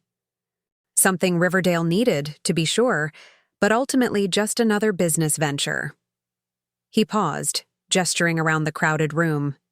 "What you see today is so much more, the result of true collaboration and a deeper understanding of what makes a place meaningful." He turned toward me with genuine appreciation. "My sister-in-law taught me that success isn't just about profit margins or market share. It's about creating something that matters to the community, something that lasts." The sincerity in his voice caught me off guard. This wasn't the entitled, self-focused Kyle I'd known for years. Something had shifted. Darkroom Brewing and Frame and Focus aren't just businesses sharing a historic building, he continued. They're two halves of a vision for what Riverdale can be. A place that values its artistic heritage and cultural innovation equally. As applause rose again, Kyle gestured for me to join him. When I stepped forward, he surprised me by handing over the microphone.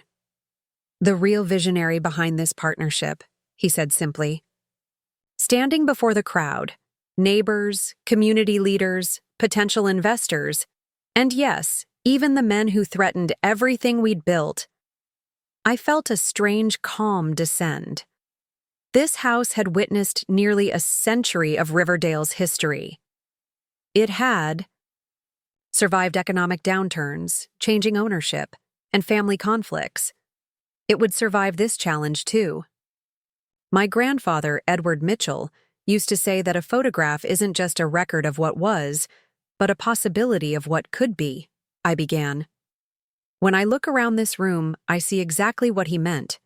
The possibility of a community gathering place that honors our past while creating new memories.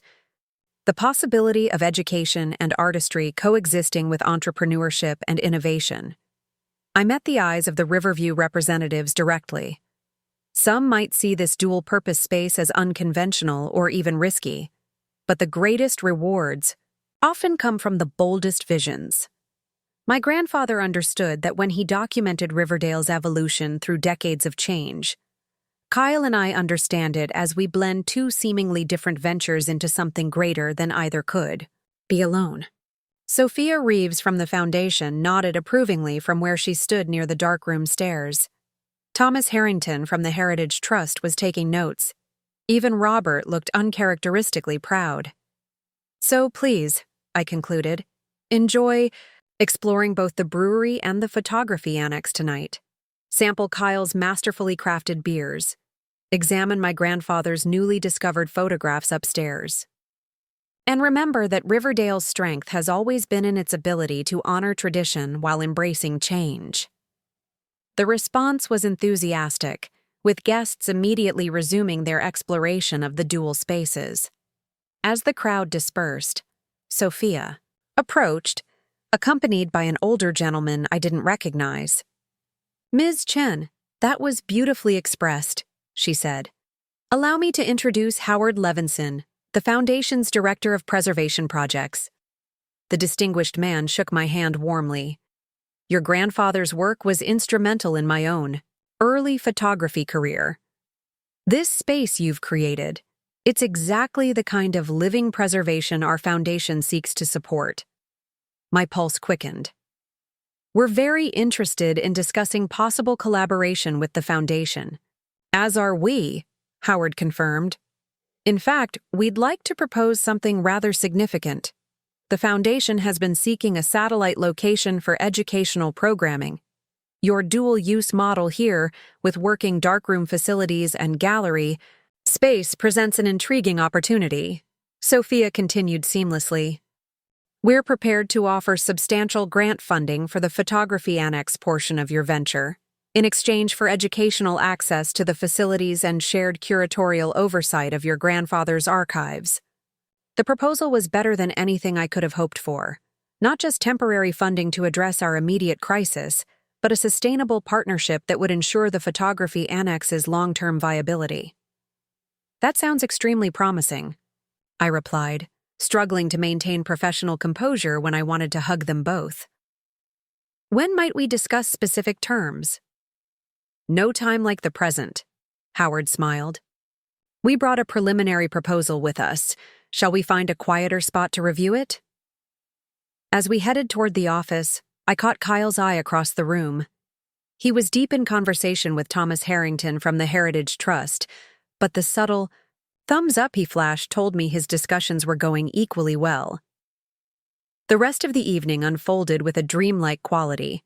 While guests continued to enjoy the grand opening festivities, a series of meetings took place in the former dining room. The foundation representatives outlined a generous grant proposal that would fund approximately half of our needed amount. Thomas Harrington expressed the Heritage Trust's interest in providing a low-interest loan for the remainder, secured by the historic property's cultural significance rather than conventional collateral. By the time the last guests departed, we had verbal commitments that, while not resolving our 48-hour deadline completely, provided enough substantive progress that Victor felt confident we could negotiate an extension from Riverview. Corporate raiders thrive on distress and confusion, the lawyer explained as we gathered for a post-event assessment. When they see organized resistance and viable alternatives, they typically reassess their aggressive tactics. Kyle, unusually, subdued despite the evening's success, studied the preliminary agreements. So we're really doing this? Creating a partnership with a National Photography Foundation and a heritage preservation group? Having second thoughts? I asked, prepared for his entrepreneurial spirit to chafe at the additional oversight these partnerships would entail. To my surprise, he shook his head. The opposite, actually. This is bigger than what I originally envisioned, more meaningful. Robert, who had remained after Diana went home exhausted, cleared his throat. Your business model is unconventional, but tonight proved it has merit. These institutional partnerships add credibility and stability, and they preserve the dual-purpose nature of the space, Mark added, which was always the most important aspect to Ellie. I thought about how far we'd come, from my initial anger at being excluded from the house sale to this moment of collaborative possibility. It's not what any of us planned, I acknowledged, but maybe it's better for that very reason. The next morning, Victor and Kyle met with the Riverview representatives.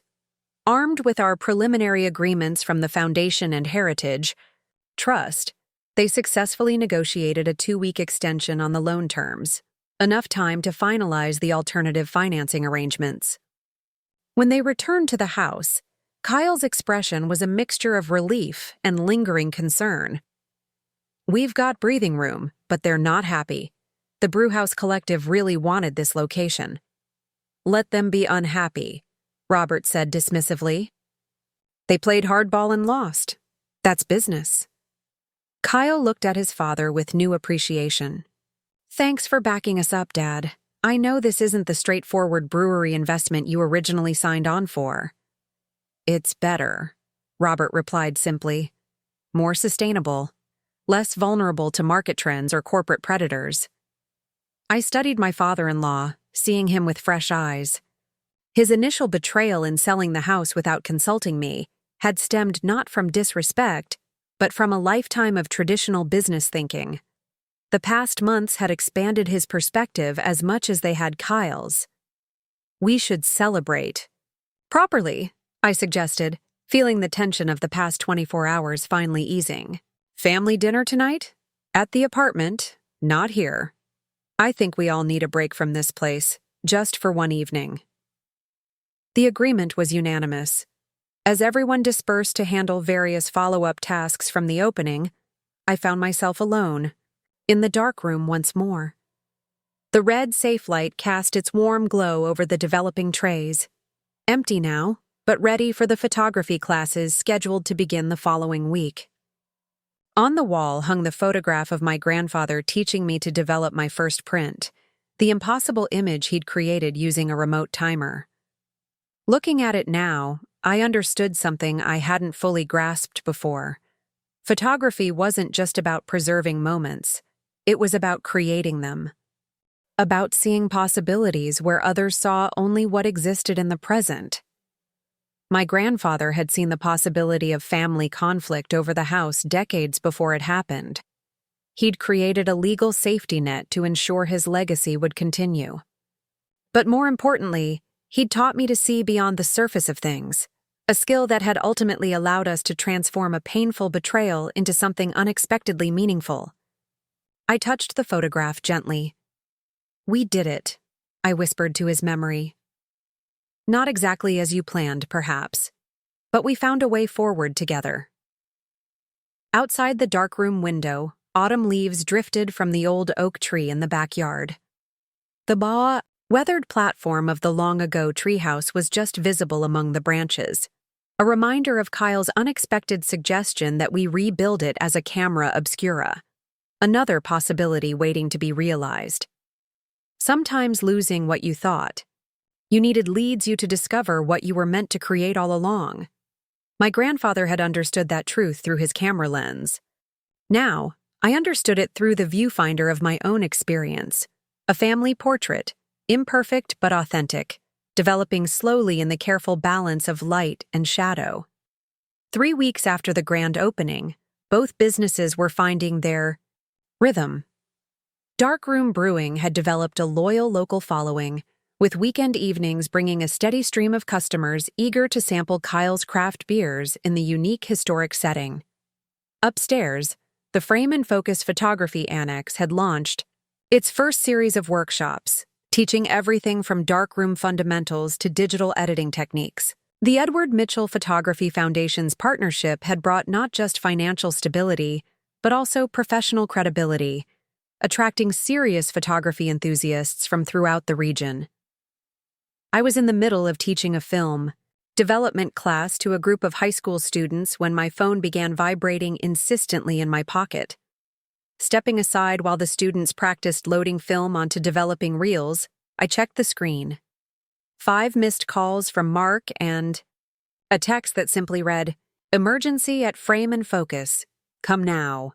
"I'm sorry," I told the class, my heart suddenly racing. "I need to step out for an emergency. Please continue practicing with the reels, and I'll be back as soon as possible." I hurried down the back stairs and out to my car, dialing Mark as I went. No answer. The 4-block drive to Frame and Focus felt interminable, my mind conjuring increasingly dire scenarios. Fire? Flood? Another financial crisis? When I pulled up, my stomach dropped. 3 fire trucks were parked outside the building, lights flashing. Firefighters moved in and out of the main entrance, and a small crowd of onlookers had gathered across the street. I spotted Mark standing near one of the trucks, talking intently with a fire captain. His face was ashen, his usually neat hair disheveled as if he'd been repeatedly running his hands through it. "What happened?" I demanded, rushing to his side. "Electrical fire," he replied, his voice tight. "Started in the walls of the north wing near the main gallery."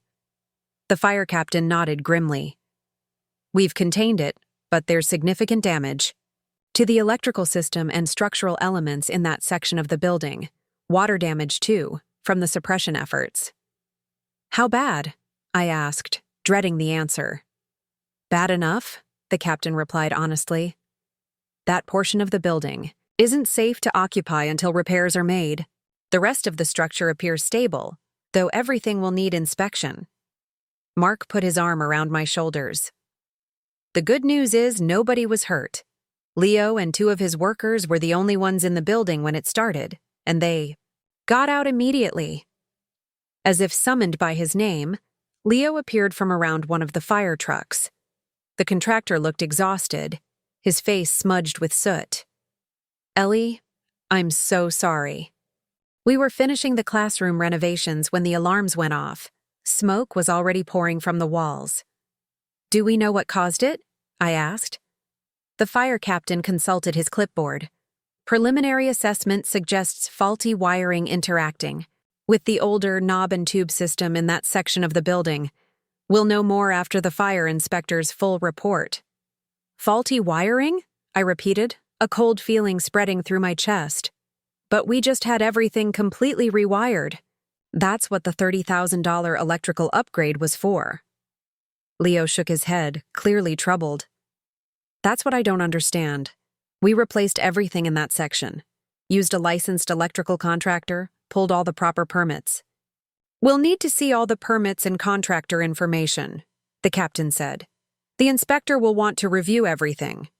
As the firefighters began clearing their equipment, we were finally allowed to enter the building to assess the damage. The acrid smell of smoke and wet ash hit me as soon as we stepped inside.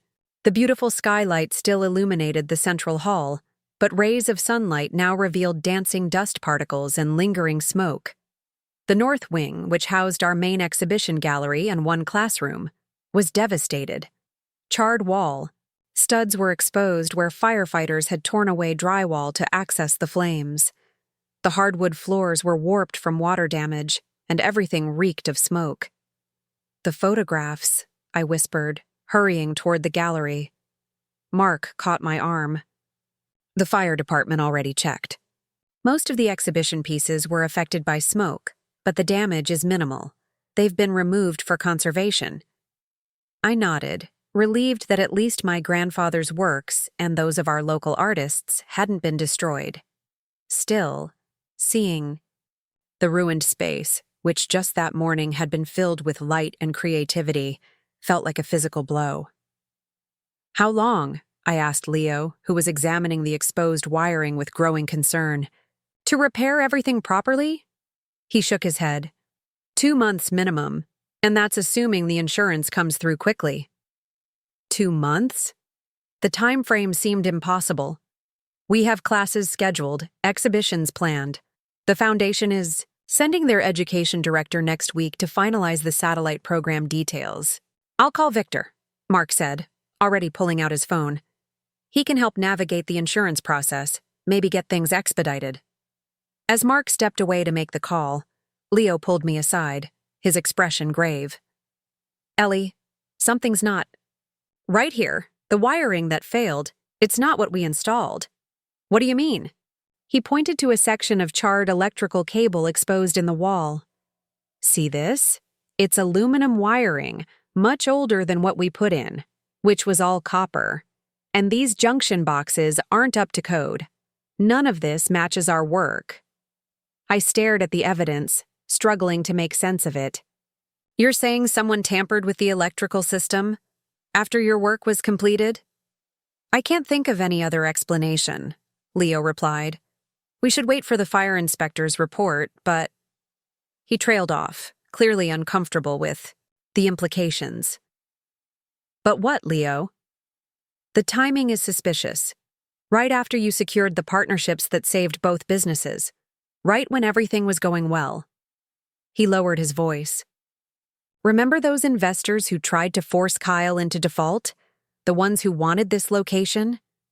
The suggestion seemed almost too sinister to contemplate, yet I couldn't dismiss it entirely. Corporate competitors resorting to sabotage? It sounded like something from a movie, not real life in our small town.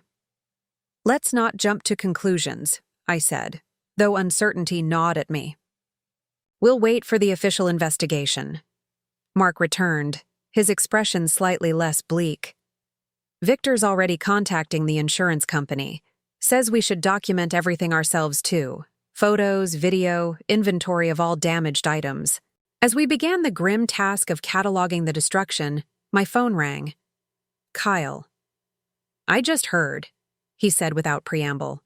"Are you okay? How bad is it?" "The north wing is destroyed," I replied, watching a firefighter carry out a sodden stack of photography textbooks. "The rest has smoke damage. I'm closing the brewery for the day," Kyle said immediately. "I'll be there in 10 minutes. We'll figure this out." His unhesitating support brought unexpected tears to my eyes. "Thanks, Kyle." By evening, the initial shock had given way to practical concerns.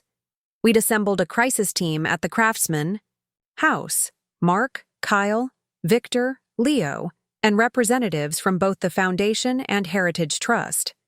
The dining room table was covered with insurance forms, repair estimates, and contingency plans.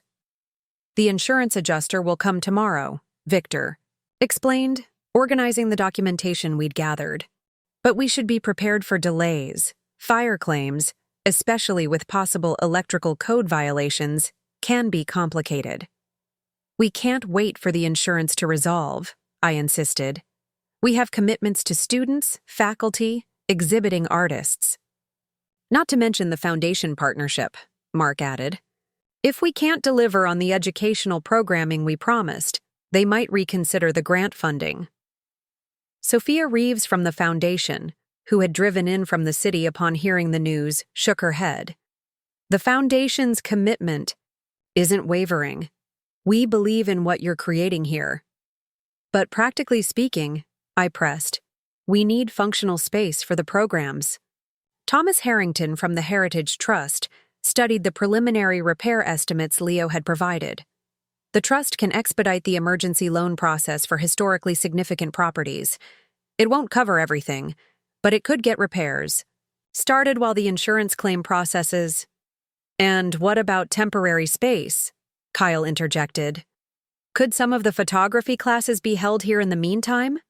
We could rearrange the brewery schedule to accommodate morning workshops before we open to the public. I looked at my brother-in-law with genuine gratitude. You'd do that? He shrugged, though I could see the sincerity behind his casual demeanor. We're partners, right? Besides, the darkroom up here is actually bigger than the one at Frame and... Focus! As the others discussed logistics, I slipped outside for a moment of quiet.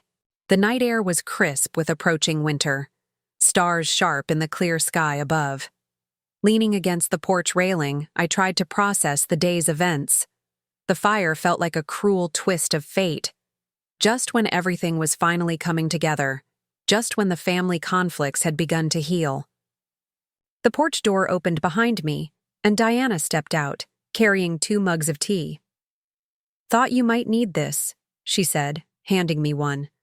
It's the chamomile your grandmother used to make. The familiar scent brought a rush of memories. Sitting in this very kitchen after school, my grandmother steeping tea while I told her about my day. It was a small thing, but the fact that Diana had remembered this detail, had thought to recreate this comfort from my past, touched me deeply. Thank you, I said, wrapping my cold hands around the warm mug. Diana leaned against the railing beside me. When your grandfather first built the darkroom upstairs, there was a small fire, she said unexpectedly. Did you know that? I shook, my head surprised. It was before my time, of course, but your grandmother told me the story when we first bought the house. Apparently, he was experimenting with some new chemical process and something went wrong. They caught it quickly, but he was devastated, convinced he'd destroyed her grandfather's house. What did she do? I asked, drawn into this piece of family history I'd never heard. Diana smiled faintly. According to her, she told him, "Wood burns. Dreams don't. We'll rebuild the room, and you'll take even better photographs in it." And they did, together. The parallel to our current situation wasn't lost on me. Is that why you're telling me this? Partly, Diana admitted, but also because I've been thinking about legacy lately. How it's not just about buildings or photographs or even businesses. It's about the spirit that created them. Your grandfather's spirit clearly lives on in you. The determination, the creativity, the ability to see possibilities where others see only problems. Her words warmed me more than the tea. Coming from Diana, who had once seemed to value Kyle's entrepreneurial drive above all else, this recognition felt significant. We'll rebuild, I said, echoing my grandmother's words. And it will be even better than before. Diana touched my arm gently. Of course you will. And we'll help, all of us. That's what family does. Inside, the planning continued late into the night. By morning, we had a workable strategy. Emergency. Repairs would begin immediately, funded by the Heritage Trust loan. Photography classes would temporarily relocate to the darkroom annex at the Craftsman House, with Kyle rearranging the brewery's operations to accommodate them. The foundation would delay the formal launch of their satellite program, but proceed with planning and preparation. What we didn't have was clarity on what had caused the fire. Leo remained convinced that someone had tampered with the electrical system, while the others cautioned against making accusations without evidence. The fire inspector's investigation would take at least a week, leaving us in uncomfortable uncertainty. 3 days later, I was teaching a relocated photography class in my grandfather's darkroom when Kyle burst in, forgetting to knock. A serious breach of darkroom etiquette that could have ruined exposed prints. Sorry, he said, realizing his mistake as several students protectively hunched over their developing trays. But Ellie, you need to see this, now. Something in his urgent tone made me follow him immediately. instructing the students to continue with their print development. We hurried downstairs to the brewery office, where Mark was already waiting with Leo and a man I didn't recognize. "This is Dave Mercer," Kyle introduced the stranger. "Head of security at Riverdale Commerce Bank. He has something you need to see." Dave nodded grimly. "Ms. Chen, we've been reviewing security footage at the bank's request. One of our cameras covers the side entrance of the Frame and Focus building due to its proximity to our night deposit box." He opened a laptop and played a video clip. The timestamp showed 2:14 a.m., 3 nights before the fire. A figure in dark clothing approached the Frame and Focus side entrance, looked around furtively, then used what appeared to be a key to enter the building. "That entrance should have been secured," I said, alarmed. "Who would have a key besides staff?" "Keep watching," Kyle said tightly. 27 minutes later, the same figure exited, carrying what looked like a tool bag. The person's face remained obscured by a hood, but something about their build and movements seemed vaguely familiar. "Can you enhance this at all?" Mark asked. "Get a clearer image of their face?" Dave shook his head. "This is as good as it gets with our equipment, but there's one more thing you should see." He forwarded to another clip, timestamped 1:58 a.m., the night before the fire. The same hooded figure, the same key entry, the same deliberate movements. "They came back," Leo said, his earlier suspicions clearly confirmed. "Twice. First to scope out the electrical system, then to sabotage it." "We've shared this with the fire inspector and police," Dave explained. "They're treating the fire as suspicious now." I stared at the frozen image on the screen, trying to process the implications. Someone had deliberately set the conditions for the fire. Someone with access to a key. "How many keys are there to that door?" Mark asked. "6 that I know of," I replied, mentally cataloging. "Mine, yours, Leo's, Rachel's since she coordinates the classes, and 2 spares, one in the office and one with the night cleaning service. All accounted for?" Kyle pressed. I hesitated. "I'd have to check with Rachel about the office spare. It's kept in a drawer, not exactly high security." "We should make a list of everyone who might have had access to the building," Mark suggested. "Contractors, staff, students, delivery people." "And anyone who might have a motive," Kyle added darkly, "like those brewhouse collective goons who tried to force us into default." The conversation continued, analyzing possible scenarios and suspects, but my attention had drifted back to the security footage.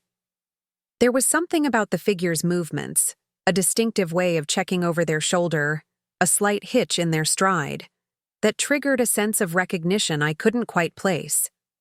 Later that afternoon, I was sorting through smoke-damaged materials salvaged from the Frame and Focus office when my phone rang. An unfamiliar number with the local area code. "Ellie Chen speaking," I answered distractedly. "Ms. Chen, this is Detective Ramsey from Riverdale Police Department. We're investigating the fire at your property." I sat up straighter. "Yes, of course. How can I help?" "We'd like you to come down to the station. There have been some developments in the case that we need to discuss." "What kind of developments?" I asked, suddenly uneasy. "I'd prefer not to get into details over the phone. How soon can you come in?" "I can be there in 30 minutes, I replied, already gathering my things. The detective's tone revealed nothing. "Good. Ask for me at the front desk when you arrive." I called Mark as I drove to the police station, my mind racing with possibilities. Had they identified the person in the security footage? Found evidence of who had tampered with the wiring? The Riverdale Police Department occupied a modest brick building downtown, its interior the typical institutional blend of fluorescent lighting and dated furniture. Detective Ramsey, a compact woman with shrewd eyes and prematurely gray hair, met me in the lobby. "Thank you for coming in," she said, leading me to a small conference room rather than an interrogation room, which I took as a positive sign. "We've been reviewing the security footage from Commerce Bank and conducted preliminary interviews with your staff and contractors." Have you identified who broke in? I asked eagerly. We're working on that, she replied noncommittally. What I wanted to discuss with you relates to the electrical work done at Frame and Focus. According to your contractor, Leo Kim, the original rewiring cost was estimated at $30,000, correct? Yes, I confirmed, confused by this line of questioning. It was an unexpected expense just before our opening. And the work was completed approximately 3 weeks ago, she continued. That's right. The final inspection was done the day before our grand opening. Detective Ramsey consulted her notes. The electrical inspector who signed off on the work was James Townsend. Do you know him? I shook my head. I've never met him. Leo handled all the permits and inspections. Mr. Townsend doesn't recall inspecting your property, the detective said, watching my reaction carefully. In fact, his records show he was on vacation that week. The signature on your permit doesn't match his. The implication hit me like a physical blow. Are you saying the inspection was falsified? That's impossible. Leo is absolutely trustworthy. Perhaps, Detective Ramsey acknowledged, but someone forged that inspection document. And according to the fire inspector's preliminary findings, the electrical work in the north wing wasn't up to code, not even close. My mind reeled, trying to reconcile these revelations with what I knew about Leo. He had been our contractor from the beginning, recommended by Jasmine, working tirelessly to bring Frame and Focus to life. The idea that he would cut corners so drastically, would forge official documents, it seemed inconceivable. There must be some mistake, I insisted. Maybe one of his subcontractors. We're looking into all possibilities, the detective assured me. But I should tell you that we executed a search warrant at Mr. Kim's office this morning. We found some concerning financial records showing significant gambling debts. He appears to have been under considerable financial pressure. The room seemed to tilt slightly. Leo with gambling debts? The dedicated family man who showed us pictures of his kids every chance he got? Who worked weekends to keep our project on schedule? I find that hard to believe, I said, though doubt had begun to creep in. People have different faces they show to different parts of their lives, Detective Ramsey replied, not unkindly. The question now is whether his financial difficulties led him to cut corners on your electrical work, or whether there's a more deliberate connection to the fire. You think Leo might have started the fire? I couldn't even finish. The sentence, the idea was so preposterous. We're investigating all angles, she repeated, including the possibility that someone pressured him due to his financial vulnerability. Your brother-in-law mentioned some troubling interactions with investors interested in your property? I explained about the Brewhouse Collective's attempt to force Kyle into default, aware of how conspiracy theory it sounded when laid out for a skeptical detective. We'll look into those individuals, she promised. In the meantime, I'd appreciate if you kept our conversation confidential, particularly the details about Mr. Kim. We're still gathering evidence. I left the police station in a daze, the beautiful autumn day now shadowed by suspicion and uncertainty.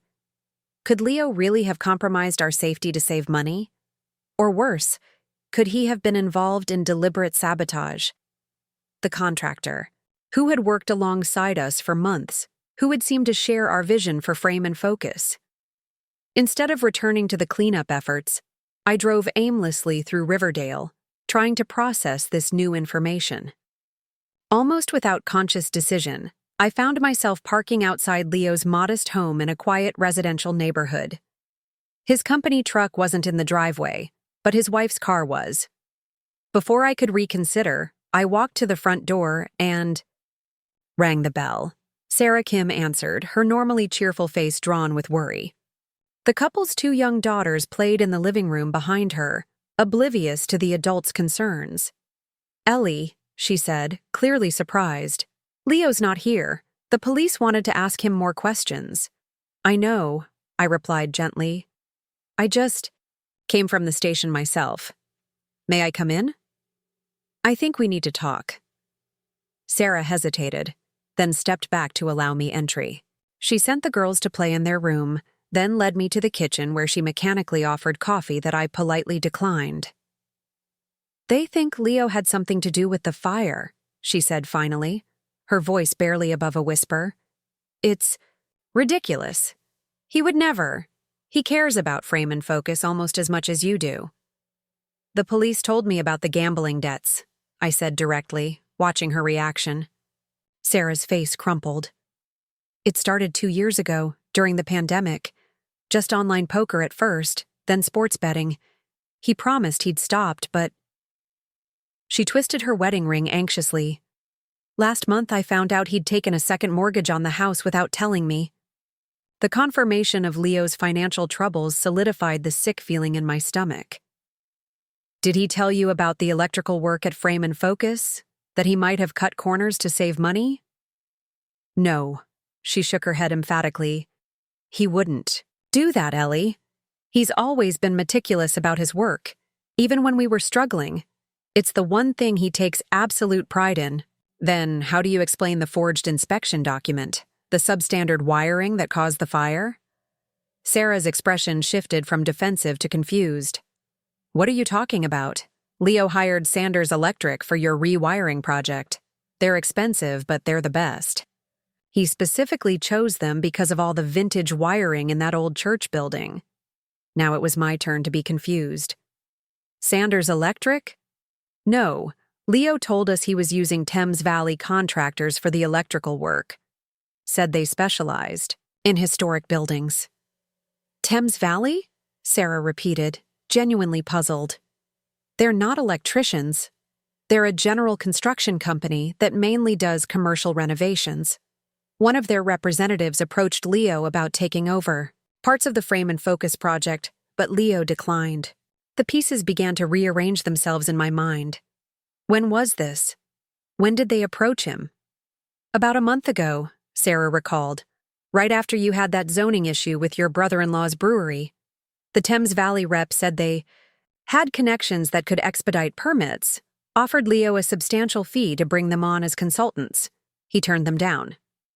"Do you remember the representative's name?" I asked, a suspicion forming. Sarah thought for a moment. "Richardson, I think. Tall man, very well dressed, always wore expensive watches." The description matched one of the men from Riverview Investments who had threatened Kyle's financing. The same corporate raiders who had tried to force us into default so the Brewhouse Collective could acquire our property. "Sarah, I need to ask you something important," I said, leaning forward. "Does Leo have any connection to the Brewhouse Collective or Riverview Investments? Any relationship at all?" "No," she replied immediately. "But after he turned down Thames Valley, strange things started happening. He began receiving calls at odd hours. Someone broke into his truck and stole his client files. He was worried, enough that he changed all the locks at his office." The picture was becoming clearer, and it wasn't what Detective Ramsey had implied. "The police think Leo cut corners on our electrical work to save money, or maybe even deliberately created conditions for the fire. But that doesn't make sense if he hired Sanders Electric, which you say is a premium contractor." Sarah's eyes widened with realization. "Unless someone interfered with the work after it was completed? The same someone who broke into his truck and stole his client files." "The figure on the security footage," I murmured, remembering the hooded person entering Frame and Focus in the middle of the night. "We need to tell the police about Thames Valley and their connection to Riverview." "Leo's been trying to," Sarah said, frustration evident in her voice. "But they seemed more interested in his gambling debts than his suspicions about corporate sabotage." As I drove from the Kim's house directly to the police station, my mind raced with connections and possibilities. The corporate raiders hadn't given up after failing to force Kyle into default. They'd simply changed tactics, targeting the weakest link in our operation, a contractor with financial vulnerabilities who could be framed for negligence or even arson if their sabotage succeeded. When I arrived at the station, Leo was just emerging from an interview room, looking exhausted but relieved to see me.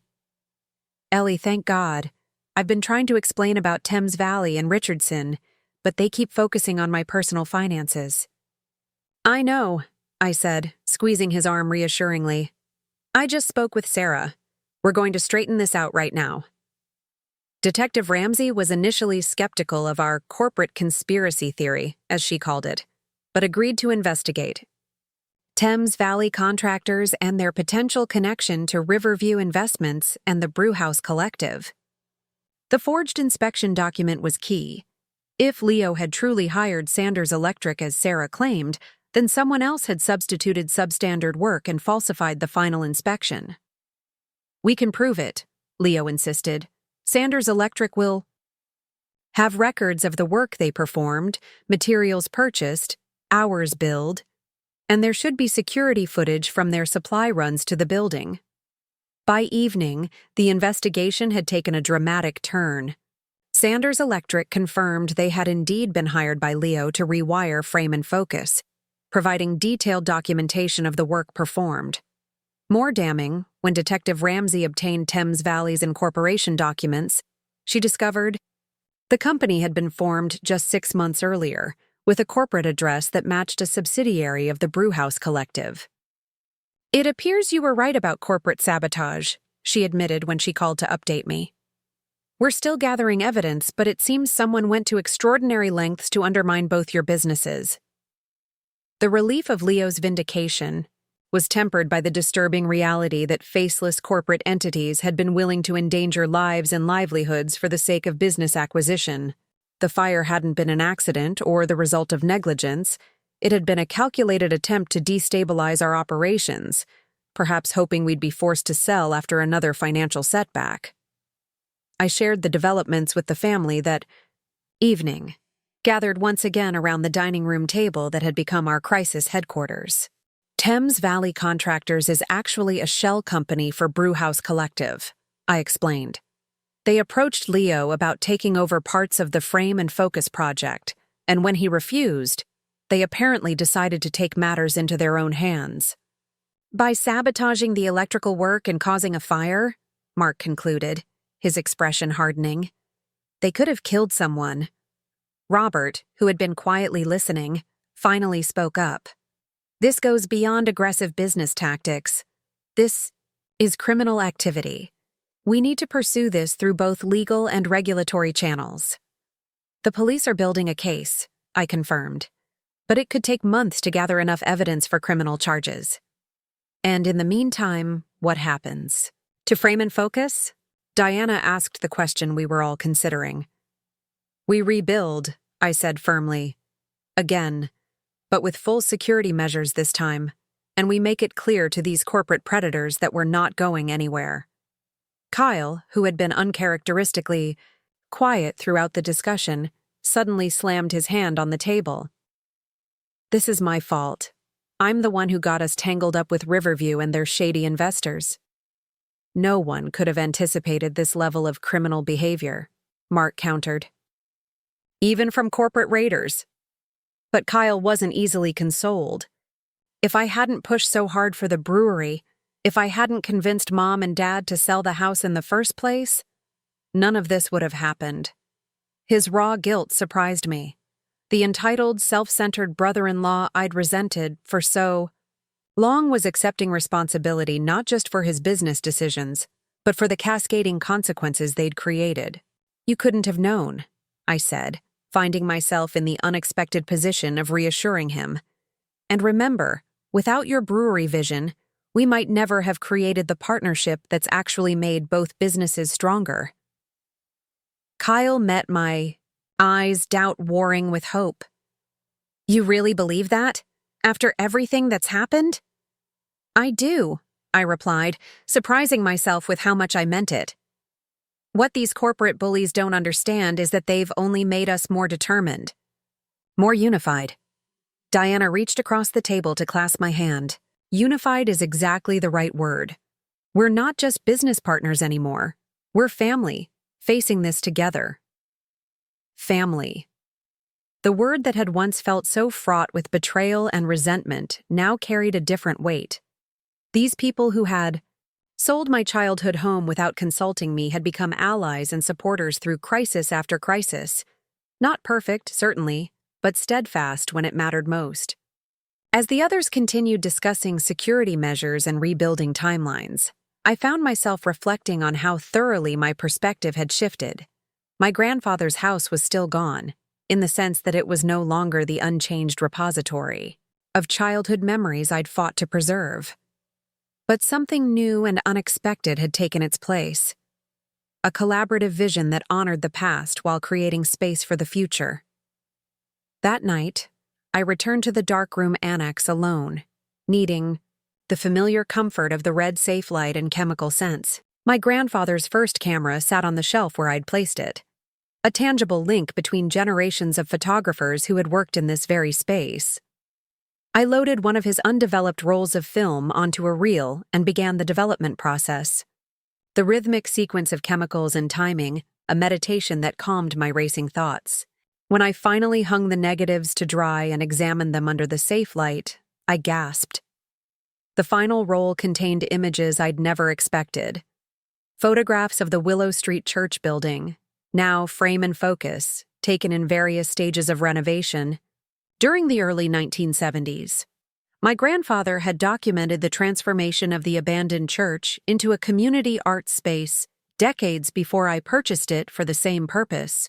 In the last frame, barely visible under the dim red light, was a sign being installed above the church door. Riverdale Arts Collective, Estar 1972. The very organization that had operated the space until funding cuts forced its closure in the early 2000s, creating the vacancy that allowed me to purchase it for frame and focus. The discovery felt like a message across time. My grandfather had photographed the beginning of the building's journey as an art space, and now I was continuing that legacy despite attempts to derail it. His eye had seen the potential in that abandoned church just as clearly as I had. 50 years later. "We come full circle," I whispered to the darkroom's shadows. But the circle keeps expanding. The sabotage attempt, as destructive as it had been, had ultimately revealed the true strength of what we'd built. Not just businesses or buildings, but a network of relationships resilient enough to withstand both family conflicts and corporate attacks. What had begun as my solitary quest to preserve my grandfather's legacy had evolved into a community endeavor, stronger for being shared. Tomorrow would bring insurance adjusters, reconstruction plans, and continued police investigation. But tonight, in the quiet sanctuary of the darkroom, surrounded by images that connected past to present, I found an unexpected peace.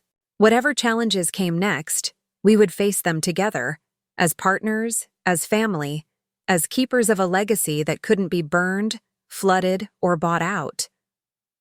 The circle would continue to expand, just as my grandfather had somehow known it would, when he quietly made me co-owner of his beloved home, setting in motion events he couldn't have fully foreseen but had somehow trusted would lead to something meaningful. His faith in that uncertain future had been vindicated, though not in any way I could have imagined when I first received that devastating email about the family meeting.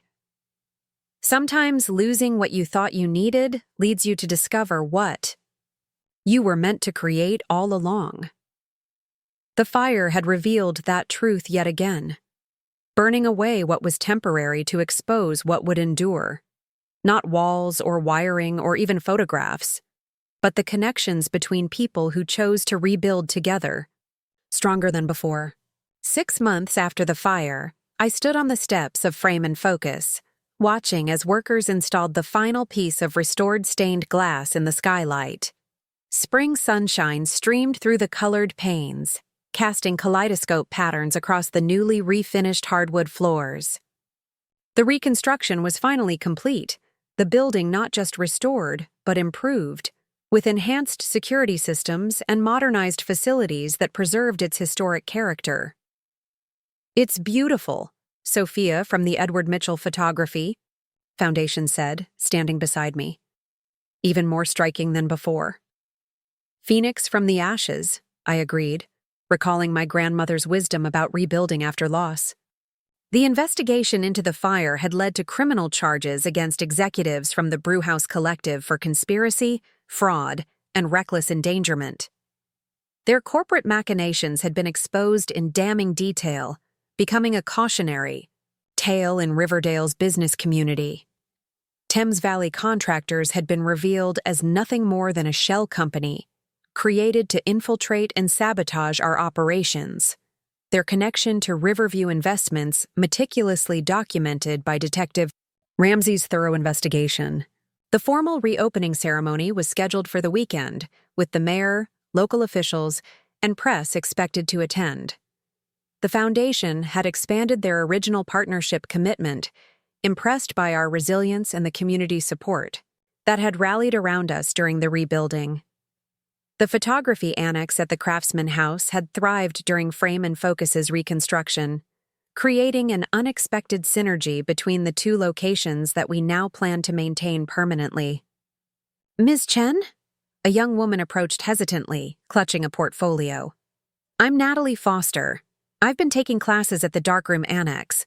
I was hoping you might review my portfolio before the exhibition next month." This was the unexpected joy that had emerged from our challenges, young photographers finding their voice, discovering the magic of both traditional and digital photography through our programs. During the reconstruction, we doubled our educational offerings at the Darkroom Annex, creating opportunities for students like Natalie, who might otherwise never have accessed such resources. "I'd be honored," I replied, gesturing toward the newly outfitted review room. "Let's take a look together." Later that evening, the family gathered for dinner at Mark's and my apartment. No longer the cramped space I'd initially resented, but a home filled with photographs, memories, and plans for the future. Kyle arrived with a rare vintage bottle of wine and news about the brewery's latest expansion. "We're opening a satellite tasting room in the Arts District downtown," he announced, his entrepreneurial enthusiasm tempered now with thoughtful planning. "The Heritage Trust is helping us restore one of the abandoned storefronts as part of their downtown revitalization project." Robert nodded approvingly. "The business plan looks solid. Sustainable growth based on proven success, not speculation." Diana placed a casserole on the table, my grandmother's recipe for Chinese-American fusion that she'd painstakingly learned to prepare. "And the youth mentorship program is ready to launch?" 10 students already enrolled, Kyle confirmed. Frame and Focus handling the creative arts training, Darkroom Brewing covering business fundamentals and hospitality skills. We're calling it Focus on the Future. The transformation in my brother-in-law continued to amaze me. The entitled, self-centered entrepreneur who had convinced his parents to sell my childhood home had evolved into a community-minded businessman who valued legacy and education alongside profit. Our crucible of challenges had forged him into someone I genuinely respected. "I have news too," I said as we settled around the table. "The Edward Mitchell retrospective has been confirmed. The foundation is organizing a national tour of grandfather's work, starting with our gallery space." "That's wonderful," Diana exclaimed. "Edward would have been so proud." "There's more," I continued, pulling an envelope from my bag. "The Smithsonian American Art Museum wants to include his documentation of small-town America in their permanent collection. They're particularly interested in the newly discovered negatives. The achievement felt monumental. My grandfather's work finally receiving the recognition it deserved, becoming part of the nation's artistic heritage." Mark squeezed my hand under the table, sharing in this culmination of our journey. "To Edward," Robert raised his glass, "who saw further than any of us. And to family," I added, looking around at these people who had once been adversaries and were now essential parts of my life, in all its complicated, imperfect glory. After dinner, Mark and I walked to the Craftsman House, now illuminated by the subtle lighting Kyle had installed to showcase its architectural details. Through the main floor windows, we could see the gleaming brewery equipment, while upstairs, the warm glow of the darkroom's safe light indicated a late-night printing session in progress. "Sometimes I still can't believe how it all turned out," Mark said, his arm around my shoulders. "From that awful family dinner to this." "My grandfather knew," I replied, thinking of the legal precautions he'd taken, the photographs he'd preserved, the legacy he'd protected. He understood that family is worth fighting for, even when it disappoints you. Especially then. We continued. To frame and focus. Now secured for the night but still visible in the moonlight. Its restored stained glass windows, a testament to renewal. The two buildings stood as architectural bookends to our journey, one preserving the past, one creating the future, both now inextricably connected in purpose and spirit. What had begun as a bitter struggle over my childhood home had evolved into something neither side could have envisioned alone, a collaborative legacy that honored tradition while embracing innovation. The silent co-ownership that my grandfather had arranged had been his way of ensuring that eventually, inevitably, we would find our way back to what mattered most. Not the buildings themselves, but the values, memories, and creative spirit they contained. Sometimes losing what you thought you needed leads you to discover what you were meant to create all along. My grandfather had understood this truth and trusted that someday I would understand it too. Standing between these two buildings, between past and future, memory and possibility, I finally did. Up next, you've got two more standout stories right on your screen. If this one hit the mark, you won't want to pass these up. Just click and check them out.